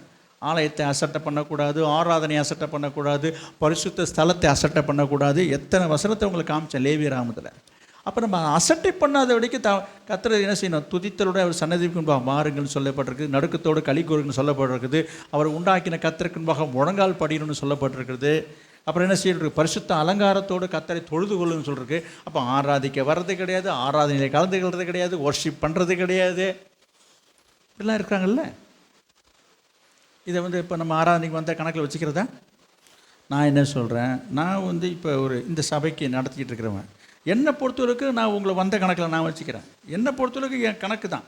இப்போ சட்டசபையில் இந்த ரிஜிஸ்டரில் பார்க்கும்போது எடுத்து பார்த்தாக்கா கையெழுத்து போட்டுருவோம். ரைட், கலைஞர் வந்தாருங்க, ஓகே வந்துட்டாருங்க அவர், அவ்வளோதான். அதே போல் புரியுதுங்களா? என்னை பொறுத்தவரைக்கும் அம்மா இன்னைக்கு இந்த பிரதர் வந்தார், இந்த சிஸ்டர் வந்தாங்க, வந்தாங்க அந்த கணக்கில் நான் வச்சுக்கிறதுக்கு நான் தயார். அதனால் நான் வரலன்னு நான் சொல்ல மாட்டேங்க. நான் சொல்கிற பாயிண்ட் என்னென்னா, இந்த வசனத்தின்படி இப்போ படித்தோம், ஆண்டவருக்கு பயப்படுகிற பயம் என்ன. அப்போ ஆராதனைக்கு நேரத்துக்கு வரணும், முழுமையாக அந்த ஆராதனையை கலந்து கொள்ளணும், கர்த்தரை பாடணும், கர்த்தரை துதிக்கணும், அவரை ஆராதிக்கணும், பயத்தோடு கர்த்தரை சேவிக்கணும், அவர் சொல்கிற வார்த்தையை முதல்ல காது கொடுத்து கேட்கணும், வேத வசனத்தை நம்ம படிக்கணும், அதை கை கொள்ளணும், அதை கடைப்பிடிக்கணும். அதன்படி செய்கிறதெல்லாம் எதற்காக, யாருக்காக? கர்த்தருக்காக. ஏன் செய்யணும்? கர்த்தருக்கு பயப்படுறதுனால. அவருக்கு பயப்படுற அடையாளமாகத்தான் நாம் என்ன செய்யணும்? முதிர் வயது உள்ளவர்களை கனம் பண்ணுறோம், பெற்றோர்களை கனம் பண்ணணும், ஊழியக்காரரை கனம் பண்ணணும். இதெல்லாம் எதற்காக சொல்லப்பட்டிருக்குன்றதையும் புரிஞ்சிக்காமல் இதெல்லாம் தூக்கி ஓரம் கட்ட வேண்டியதுங்க. அதை விடுங்க, அது கிடக்குங்க இந்த பெருசு என்று உதாசீனப்படுத்தி அலட்சியப்படுத்தி எத்தனை குடும்பங்களில் அவங்களை மதிக்கிறதே கிடையாது, மரியாதை செலுத்துறதே கிடையாது. ஆனால் கர்த்தருக்கு மட்டும் ரொம்ப பவ்யமாக ரொம்ப ஜெபம் பண்ணிகிட்டு இருப்பாங்க. அவங்களாம் கேட்டால் இவங்க வந்து ரொம்ப கர்த்தருக்கு பயப்படுறாங்களாம். கர்த்தர் இதெல்லாம் கண்டு நான் சொல்கிறேன், நீங்களும் அல்லது நான் கூட பார்த்துட்டு ரொம்ப பக்தியாக இருக்கிறாங்க என்று சொல்லி நான் கூட ஏமாறலாம். நான் ஆண்டவரை ஏமாற்ற முடியாது. கர்த்தருக்கு தெரியாதா? உன்னுடைய மாய்மாலம் கர்த்தருக்கு தெரியாதா? உன்னுடைய வெளிவேஷம் தெரியாதா? உன்னுடைய நடிப்பு கர்த்தருக்கு தெரியாதா? மனுஷருக்கு தெரியாது, எனக்கும் தெரியாது. அதனால் எனக்கு தெரியும், நான் பேச வரல, எனக்கும் தெரியாது. நான் எல்லோரும் நல்லவர்கள், பக்தி உள்ளவர்கள், நம்ம சபையில் இருக்கிறதெல்லாம் அப்படி தான் நான் இப்போவும் நினச்சிட்டு இருக்கிறேன். ஆனால் இப்படி இருக்கக்கூடாது என்கிற ஒரு வார்த்தையை ஆவியானவர் எனக்கு சொல்லி எச்சரிக்கிறத தான் நான் உங்களுக்கு கொடுத்துட்டு வரேன். இப்படிலாம் இருக்கக்கூடாது, இப்படிலாம் இருந்தால் உங்கள் விருப்பம் நிறைவேறாது. அவருடைய மன விருப்பத்தின்படி இன்னும் இருக்கு பாருங்கள். அப்போ உங்கள் மனசில் இருக்கிற விருப்பத்தை எல்லாம் கர்த்தர் நிறைவேற்றணும்னு சொன்னால் என்ன செய்யணும்? கடைசியாக ஒரு வசனத்தை சொல்லி நான் முடிக்க விரும்புகிறேன். பிரசங்கி 12ஆம் அதிகாரம் 13வது வசனம். பிரசங்கி 12:13. காரியத்தின் கடைத்தொகையை கேட்போம். காரியத்தினுடைய கடைத்தொகையை கேட்போம். இந்த செய்தியினுடைய பிரசங்கத்தினுடைய கடைசி வசனத்தையும் படித்து பார்ப்போமாக. தேவனுக்கு பயந்து அவர் கற்பனைகளை கைக்கொள். எல்லா மனுஷர் மேலும் விழுந்த கடமை இதுவே. நான் கடைசியாக சொல்லி நான் முடிக்கிறேன். காரியத்தின் கடைத்தொகையை கேட்போமாக. என்னங்க சொல்ல வரீங்க? நீங்கள் என்னதாங்க சொல்கிறீங்க அப்படி கேட்பாங்கல்ல. இப்போ நான் இவ்வளோ நேரம் பேசிட்டேன், ஒரு மணி நேரம் உங்களோட நான் பேசியிருக்கிறேன். நீங்கள் என்னங்க சொல்கிறீங்க? காரியத்தின் கடைத்தொகையை கேட்போமாக. கர்த்தருக்கு தேவனுக்கு பயந்து அவருடைய கற்பனைகளை கை கொள்ளணும். இப்போ ஆண்டவருக்கு பயந்து இன்னைக்கு சொல்லப்பட்ட படித்த கேட்ட இந்த வசனத்தையும் இந்த வார்த்தையும் என்ன செய்யணும்? ஐயோ பாவம், என்ன செய்யணும்? இதை கடைப்பிடிக்கணும், நடைமுறைப்படுத்தணும், கை கொள்ள வேண்டும் என்று சொன்னால் என்ன அர்த்தம்? இது எல்லா மனுஷர் மேலும், ஐயா சொல்கிறாங்களே, இது உன் தலையில் விழுந்த கடமை, இது எல்லாருக்கும் வந்திருக்கிற ரட்சிக்கப்பட்டிருக்கிற விசுவாசியாக இருக்கிற இந்த சபையில் உள்ள அனைவர் மீதும் விழுந்த கடமை. இது எனக்கில்லை, உனக்கில்லை, இது உனக்குத்தான் என்று சொல்லி யாரும் நீங்கள் பாகுபடுத்தி பேசாதீங்க. நீங்கள் சொன்னதெல்லாம் உனக்குத்தான், ஏன் உங்களுக்கு இல்லையா? இப்படி சில பேர் பேசுவாங்க. கேட்டியா நீங்கள் வசனம் வந்ததை? அவன் கேட்டேன். இதெல்லாம் யாருக்கு நினச்சிட்டு இருக்கேன்? உனக்கு தான், ஏன் இவங்களுக்கு இல்லையா? இது சொல்கிறவங்களுக்கு இல்லையான்னு நான் கேட்குறேன். நல்லா கவனிங்க, இது எல்லார் மேலே விழுந்த கடமை இது. எனவே இன்றைக்கு வந்திருக்கிற எல்லாருக்கும் ஆண்டவர் சொன்ன வார்த்தை இது. குறிப்பிட்ட ஒரு நபரை பார்த்து அல்ல, எல்லார் மேலே விழுந்த கடமை. என்னது? அவருடைய வார்த்தையை நம்ம கை கொண்டு நம்ம நடக்கணும், அதை நிறைவேற்றணும். அப்பொழுது கர்த்தர் என்ன செய்வாராம்? மல்கியா 4:2. மல்கியா 4:2. ஆனாலும் என் நாமத்துக்கு பயந்திருக்கிற உங்கள் மேல் நீதியின் சூரியன் உதிக்கும். நீதியின் சூரியன் உதிக்கும். அதன் செட்டைகளின் கீழ் ஆரோக்கியம் இருக்கும். அதன் செட்டைகளின் கீழ் ஆரோக்கியம் இருக்கும். நீங்கள் வெளியே புறப்பட்டு போய் கொழுத்த கன்றுகளைப் போல வளருவீர்கள். கொழுத்த கன்றுகளைப் போல வளருவீங்க என்று கர்த்தர் உங்களை ஆசீர்வதிக்கிறார். போதுமா? இதுவரைக்கும் சில காரியங்களை கடிந்து சொல்லி கொண்டு வந்தாலும் இதன்படி நீங்கள் கீழ்ப்படிந்து இதை கை கொண்டு இதை நிறைவேற்றி நீங்கள் ஆண்டவருக்கு பயந்து வாழ்ந்தால், என் நாமத்துக்கு பயந்திருக்கிற உங்கள் மேல் நீதியின் சூரியன் உதிக்கும். உன் வாழ்க்கை பிரகாசிக்கும். இருள் சூழ்ந்திருக்கிற, இருள் அடைஞ்சிருக்கிற உன்னுடைய வாழ்க்கை ஒளி வீசும். நீதியின் சூரியன் உதிக்கும். அது மாத்திரமா, நீங்கள் வெளியே புறப்பட்டு போய் கொழுத்த கன்றுகளை போல வளரும்ப்பா.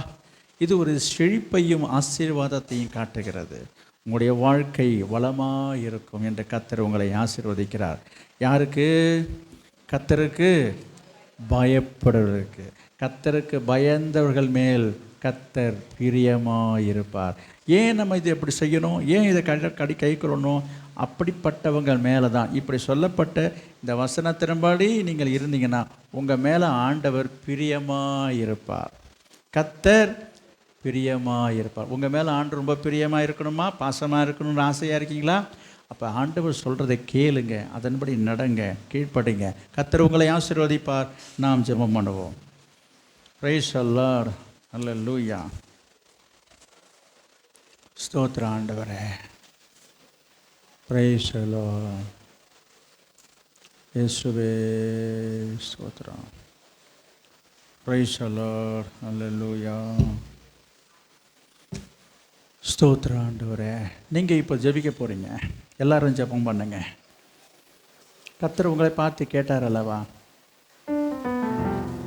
நான் பிதாவானால் எனக்கு பயப்படுகிற பயம் எங்கே? உங்களை பார்த்தா ஆண்டவர் கேட்டார். நீங்கள் உங்களை ஆராய்ந்து பாருங்க. ஆலயத்துக்கு வர விஷயத்தில், பரிசுத்த ஸ்தலத்தை குறித்த ஓய்வு நாளைக்கு ஆசரிப்பதில் ஆண்டவருக்கு பயப்படுற பயம் இருக்குதா? ஆண்டவருக்கு பயந்து நம்ம ஞாயிற்றுக்கிழமை ஆலயத்தின் ஆராதனை நாளை முக்கியப்படுத்தி ஆலயத்துக்கு வருகிறோமா? ஊருக்கும் உலகத்துக்கும் மனுஷருக்கும் முக்கியத்துவம் கொடுத்து ஓடுறோமா? அது எந்த வேலையாக இருக்கட்டும், எந்த காரியமாக இருக்கட்டும், எந்த கல்யாணமாக இருக்கட்டும், எந்த விசேஷமாக இருக்கட்டும், கர்த்தருக்கு பயந்து வாருங்க. கர்த்தருக்கு பயந்து கர்த்தருடைய சமூகத்துக்கு வாருங்க. கர்த்தருக்கு பயந்து நடங்க. கர்த்தருக்கு பயந்து கர்த்தரை சேவிங்க. நடக்கத்தோடு கர்த்தரை சேவிங்க. Price the Lord. பயத்தோடு கர்த்தரை சேவிங்க. பரிசுத்த அலங்காரத்தோடு கர்த்தரை தொழுது கொள்ளுங்க. நடுக்கத்தோடு களி கூறுங்க. முழங்கால் படிக்கிட்டு கர்த்தரை ஆராதிக்கணும். ஆராதனை நேரத்தில் நம்ம அங்குமிங்கும் அலையக்கூடாது, அசட்டை பண்ணக்கூடாது, நிர்விசாரமாக இருக்கக்கூடாது, நேரத்தை வீணாக்கக்கூடாது, காலதாமதமாக வரக்கூடாது. நேரத்துக்கு ஆராதனைக்கு வரணும். ஆராதனை முடியும் வரைக்கும் தேவ பிரசன்னத்தில் தேவனுக்கு முன்பாக பயந்து இருக்கணும். Price the Lord. அக்கம் பக்கம் வேடிக்கை பார்ப்பதோ, சிரிப்பதோ, கண்ணை திறந்து பார்ப்பதோ இதெல்லாம் ஆண்டவரை அசட்டை பண்ணுற காரியம். Price the Lord. அந்த நேரத்தில் தான் வாயில் அசைப்படுவதோ, பேசுவதோ, ஃபோனை எடுத்து பார்ப்பதோ இதெல்லாம் ஆண்டவரை அசட்டை பண்ணுற காரியம். கர்த்தர் ஒவ்வொன்றாய் பார்த்து கொண்டிருக்கிறார். Praise the Lord. ஹல்லேலூயா. வயதில் பெரியவர்களையும் முதியவர்களையும் கனம் பண்ணுறோமா, மதிக்கிறோமா? Price the Lord. கர்த்தருக்கு பயந்து அதை செய்யுங்கள் என்று கர்த்தர் சொல்கிறார். உங்களை பெற்று வளர்த்து ஆளாக்கின பெற்றோர்களை கனம் பண்ணுறீங்களா, அவங்களை கீழ்ப்படுறீங்களா என்று கர்த்தர் சொல்கிறார். பாருங்கள், கர்த்தருக்கு பயப்படுகிற பயம் இருந்தால் பெற்றோர்களை நம்ம மதிக்கணும், அவர்களுக்கு பயப்படணும், அவருக்கு கீழ்ப்படையணும். அநேகர் வாலிப பிள்ளைகள் பெற்றோரை மதிக்கிறதில்லை, கீழ்ப்படுகிறதில்லை, அலட்சியப்படுத்துகிறாங்க. கர்த்தர் அப்படிப்பட்டவர்களை பார்த்து தான் சொல்கிறாரு, ஆண்டவருக்கு பயப்படுகிற பயம் உனக்கு இல்லை என்று சொல்லி. கர்த்தருக்கு பயந்து நடங்க. கர்த்தர் உன்னுடைய விருப்பத்தின்படி கர்த்தர் செய்வார். அல்லேலூயா. அல்லேலூயா. Praise the Lord. கர்த்தருக்கு பயந்தவர்கள், கர்த்தருக்கு பயப்படுகிறவர்கள் யாரை குறித்தும் குறைவாக குற்றமாக பேச மாட்டார்கள், மற்றவர்கள் குற்றப்படுத்தி பேச மாட்டார்கள். தேவனுக்கு பயப்படுறவர்கள் தேவனுடைய ஊழியக்காரருக்கு விரோதமாக பேச மாட்டார்கள். மோசேக்கு விரோதமாக பேசினது குறித்து கர்த்தர் கேட்குறார், உனக்கு பயம் இல்லாமல் போனதில்லை என்று சொல்லி. கர்த்தருக்கு பயப்படுறவர்கள் அப்படி யாரும் பேச மாட்டாங்க. அதையெல்லாம் கர்த்தர்ட்ட ஒப்பு கொடுத்துருவாங்க. அதெல்லாம் கர்த்தர் கேட்பார், கர்த்தர் பார்த்துக்கொள்வார். நம்ம யாரையும் நியாயம் விசாரிக்க முடியாது, நம்ம யாரையும் நியாயம் தீர்க்க முடியாது, நம்ம யாரையும் குறை சொல்ல குற்றத்திருக்க முடியாது. பிரைஸ் எல்லாம் நம்ம ஆண்டவருக்கு பயந்து நடப்போம். பிரைஸ் எல்லாம், பிரைஸ் எல்லாம் ஜீசஸ். ஹல்லேலூயா, ஹல்லேலூயா. ஓ பிரைஸ் எல்லாம் இயேசுவே உமக்கு ஸ்தோத்திரம். வேதத்தை வாசிப்போம், வேத வசனங்களை வாசிப்போம், வேத வசனங்களை வாசிப்போம். அது நமக்கு நீடித்த ஆயுசை கொடுக்கும், அது நமக்கு நீடித்த ஆயுசை கொடுக்கும். Praise the Lord Jesus. ஹல்லேலூயா, ஹல்லேலூயா. Praise the Lord, praise the Lord. ஓ ரிபாலதர ஷதலதுரதரபல லிபாலந்தரரி சந்தினி மிரந்தரரி அதுலா கரபல. ஹல்லேலூயா, ஸ்தோத்திரம். Praise the Lord. வேதத்தை வாசிப்பதன் மூலமாக, வேத வசனங்களை வாசிப்பதனால நம்முடைய ஆயுசு நாட்களை அதிகரிக்கும் என்று சொல்லப்படுகிறது. எனவே அவருடைய கட்டளைகளையும் கற்பனைகளையும் அவனுடைய பயத்தோடு நம்ம கை கொண்டு நடந்து கர்த்தரை பிரியப்படுத்தும் பொழுது கர்த்தர் உங்களை ஆசீர்வதிக்கிறவராக இருக்கிறார், உங்களுடைய விருப்பத்தை நிறைவேற்றுகிறவராக இருக்கிறார். Praise the Lord, praise the Lord. O Lord Jesus, ஹல்லேலூயா. இந்த வார்த்தையின்படி வசனத்தின்படி வாழ கர்த்தர் கிருபை கேளுங்க. தமக்கு பயந்து தமது கிருபைக்கு காத்து இருக்கிறவர்கள் மேல் கர்த்தர் பிரியமாக இருக்கிறாராம். ஆமென். Praise the Lord. ஹல்லேலூயா, ஹல்லேலூயா. Praise the Lord Jesus. உங்களுக்கு விருப்பம் இருந்தால் உங்கள் விருப்பத்தை ஆண்டவர்கிட்ட சொல்லி கேளுங்க. கர்த்தாவே எனக்கு இந்த கிருபை வேணும் என்று சொல்லி கேளுங்க. கர்த்தர் கிருபை தருவார், கர்த்தர் கிருபை தருவார், கர்த்தர் கிருபை தருவார், கர்த்தர் கிருபை தருவார். Price the Lord.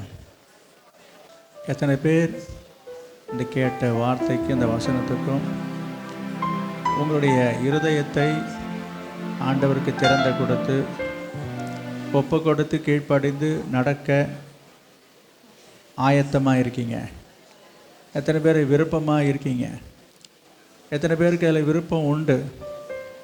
உங்களுக்கு விருப்பம் இருந்தால் உங்களுடைய வலது கையை மேலே இருந்து பார்க்கிற ஆண்டவர் உங்கள் கையை பார்க்கும்படியாக, அவர் அவருடைய கையை நீட்டி உங்கள் கையை தொடும்படியாக, உங்களை தொட்டு உங்களை ஆசீர்வதிக்கும்படியாக உங்கள் வலது கரத்தை உயர்த்தி கர்த்தர்ட்ட சொல்லுங்கள். விருப்பம் உள்ளவங்க அப்படி வாழணும், அப்படி மாறணும், அப்படி நடக்கணும், அதன்படி இருக்கணும், எனக்கு அந்த கிருபை வேணும், எனக்கு இந்த ஆசீர்வாதம் வேணும் அப்படின்னு சொல்கிறவங்க மட்டும் உங்கள் கையை உயர்த்தினா போதும். எனக்கு எந்த ஆசீர்வாதமும் வேண்டாம், எனக்கு இது தேவையே இல்லை அப்படின்னு சொல்கிறவங்க உங்கள் 2 கையையும் கட்டிக்கலாம், கட்டியாக வச்சுங்க. வேண்டும் என்று சொல்கிறவங்க, விருப்பம் உள்ளவங்க உங்கள் வலது கையை உயர்த்தலாம். கர்த்தர் அதை பார்க்கிறார், கர்த்தர் அதை பார்க்கிறார். கர்த்தருடைய கரத்தை அவருடைய கரத்தை உங்களுக்கு நேராக நீட்டுறார். இப்பொழுது உங்கள் கரத்துக்கு நேராக ஆண்டவருடைய கரம் நீட்டப்பட்டிருக்கிறது. கர்த்தர் உங்களை கரத்தை பிடித்து அவர் உங்களை வழி நடத்துவார். நான் பாடியது போல அவருக்கு பிரியமாக வாழவும் நடக்கவும் கர்த்தர் உங்களை வழிகாட்டி உங்களை வழி நடத்துவார். உன் வலது கரத்தை பிடித்து அவர் வழி நடத்துவார். அவரே நடக்க வேண்டிய வழியில் இவனை நடத்துவார். Price the Lord. அன்பின் பிதாவே, நாங்கள் உம்மை ஸ்தோத்திரிக்கிறோம். இன்றைக்கு அவருடைய வார்த்தையை கேட்டு, வசனத்தை கேட்டு, தன்னுடைய மனசையும் இருதயத்தையும் உமக்கு நேராக திறந்து கொடுத்து ஒப்பு கொடுத்து அதன்படி நடக்கவும் வாழணும் விருப்பப்பட்டு அவங்களுடைய வலது கரத்தை உமக்கு நேராக உயர்த்தி காண்பிக்கிற ஒவ்வொருவரையும் கண்ணோக்கி பாரும். உமக்கு பயப்படுகிற பயத்தை அவர் இருதயத்தில் வைப்பீராக. ஆண்டவருடைய பரிசுத்த ஆலயத்தை குறித்த ஒரு பயத்தை ஆண்டவர் உள்ளத்தில் வைப்பீராக, கற்று தருவீராக. ஆண்டவரே உமக்கு ஸ்தோத்திரம். கால தாமதத்தை தவிர்த்து ஆண்டவரே உமக்கு ஸ்தோத்திரம். கால நேரத்துக்குள்ளாக ஆலயத்துக்கு வர வேண்டும் என்கிற ஒரு சிந்தையை, உணர்வை தந்து அதன்படி ஒவ்வொரு வாரமும் உமக்கு பயந்து உங்களுடைய ஆலயத்துக்கு வர உதவி செய்யும். ஒரு ஆண்டவரின் நாளையும் ஆண்டவர் ஆலயத்தின் ஆராதனையும் விட்டுடாதபடிக்கு கர்த்தாவே அதை கனம் பண்ணவும், அதற்கு முக்கியத்துவம் கொடுக்கவும் கிருபை தாங்கப்பா. நேரத்துக்கு வர கிருபை தாரப்பா. கால தாமதத்தை மாற்றி ஆராதனையில் பயபக்தியோடு கர்த்தரை ஆராதிக்கணும். நடக்கத்தோடு முழங்கால் படியிட்டு கர்த்தரை ஆராதிக்கவும், பரிசுத்த அலங்காரத்தோடு கர்த்தரை ஆராதிக்கவும் உடைய கிருபைகளை உடைய பிள்ளைகளுக்கு தருவீராக. பெற்றோர்களையும் முதியோர்களையும் கனம் பண்ணுவோம். அவர்களுக்கு கொடுக்க வேண்டிய கனத்தையும் பயத்தையும் கொடுக்கவும் பயத்தோடு அவளுக்கு செய்ய வேண்டிய கடமையை செய்யவும் கிருபை செய்யுங்கப்பா, கிருபை செய்யுங்க. நீர் எழுதி கொடுத்துருக்கிற இந்த வார்த்தைகளை எல்லாம் அனுதினமும் வாசிக்கக்கூடிய, வேதத்தை வாசிக்க வேண்டிய வாஞ்சை உடைய பிள்ளைகளுக்கு தாங்கப்பா. அதன் மூலமாக அவருடைய நீண்ட அவருடைய ஆயுசு நாட்கள் நீட்டிக்கப்படட்டும். ஆண்டவரே உமக்கு ஸ்தோத்திரம். உமக்கு பயப்படுறதுனாலே ஆயுசு நாட்கள் கூடும் என்று சொல்லப்பட்டிருக்குதப்பா. எனவே உமக்கு பயந்து வாழ உதவி செய்யுங்கப்பா, கிருபை செய்யுங்கப்பா. யாரை குறித்தும் குறைவாக பேசாமல், தவறாக பேசாமல், பழித்து பேசாமல், இழித்து பேசாமல், குற்றை சொல்லாமல், குற்றப்படுத்தாமலும், ஆண்டவரே உம்முடைய பிள்ளைகளுக்கு விரோதமாக, உம்முடைய ஊழியக்காரருக்கு விரோதமாகவும் துணிகரமாக பேசாதபடிக்கு கர்த்தாவே அவருடைய வாய்களுக்கு காவல் வைப்பீராக. உமக்கு பயந்து நடக்கும்படி கர்த்தர் கிருபை செய்வீராக. ஆண்டவரே உமக்கு ஸ்தோத்திரம். உமக்கு பயந்து நடக்கும்படி தீர்மானித்திருக்க உங்களுடைய பிள்ளைகளுடைய விருப்பத்தை நிறைவேற்றுங்கப்பா. அவங்க மனசில் நிறைய விருப்பம் இருக்குதப்பா. தன் பிள்ளைகளை குறித்து, பிள்ளைகளுடைய எதிர்காலத்தை குறித்து, குடும்பத்தை நினைத்து, புருஷரை நினைத்து, மனைவியை நினைத்து, அப்பா பெற்றோரை நினைத்து, உடன்பிறந்த நினைத்து, உறவுகளை நினைத்து, எத்தனையோ காரியங்களை நினைத்து நினைத்து எண்ணங்களிலே ஏங்கி கொண்டிருக்கிற ஒவ்வொருவரையும் கண்ணோக்கி பாரும் ஐயா. அவருடைய மன விருப்பத்தை எல்லாம் கர்த்தர் நிறைவேற்றுகிறாங்க. அவர் என்ன நினைத்து இப்போது வேண்டி விருப்பத்தை அவர் விருப்பப்பட்டு கேட்கிறார்களோ கர்த்தர் அதை தருவீராக, செய்வீராக. அதை பெற்றுக்கொள்ளும்படி உமக்கு பயந்து நடக்கும்படியான கிருபையை கர்த்தர் தருவீராக. ஆண்டவரே உமக்கு ஸ்தோத்திரம். இன்றைக்கு இந்த வார்த்தைகளை கேட்டுக்கொண்டிருந்த ஆண்டவரே உமக்கு ஸ்தோத்திரம். ஆங்காங்கே ஆண்டவரே இந்த தொலைக்காட்சியின் மூலமாக, இந்த வீடியோ மூலமாக, கர்த்தாவே ஆன்லைன் மூலமாகவும் ஆண்டவரே இந்த வார்த்தையை கேட்கிற பார்த்த ஒவ்வொருடைய வாழ்க்கையிலும் இருதயத்திலும் இருக்கிற விருப்பத்தை கர்த்தர் நிறைவேற்றுகிறாங்க. வாஞ்சியை கர்த்தர் நிறைவேற்றுகிறாங்க. தேவையை கர்த்தர் சந்திப்பீராக. உமக்காக வாழ, உமக்காக ஜீவிக்க, உமக்கு பயந்து நடக்க, உமக்கு பிரியப்படுத்த நீர் அவர் மேல் பிரியமாக இருக்கிறீர் என்பதையும் அப்பா நீ வெளிப்படுத்துங்கப்பா. வந்த அனைவரையும் ஆசீர்வதிப்பீராக. ஒப்பு கொடுத்து ஜெபித்து கொண்டிருக்கிற உங்களுடைய பிள்ளைகள் மீது உங்களுடைய கரத்தை வைப்பீராக, கரத்தை நீட்டுவீராக, ஆசீர்வதிப்பீராக. இயேசுவின் நாமத்தில் ஜெபிக்கிறோம் நல்ல பிதாவே, ஆமே. நாத்துமாவே கர்த்தரை ஸ்தோத்திரி, என் முழு உலகமே அவருடைய பரிசுத்த நாமத்தை ஸ்தோத்திரி. என் ஆத்துமாவே கர்த்தரை ஸ்தோத்திரி, கர்த்தர் செய்த சகல உபகாரங்களையும் மறவாதே.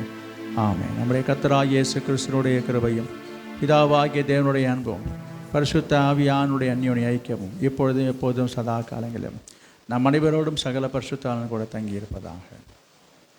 ஆமேன், ஆமேன். Price the Lord. கர்த்தர் உங்களோடு இருப்பாராக. கர்த்தர் உங்கள் அனைவரையும் ஆசீர்வதிப்பாராக.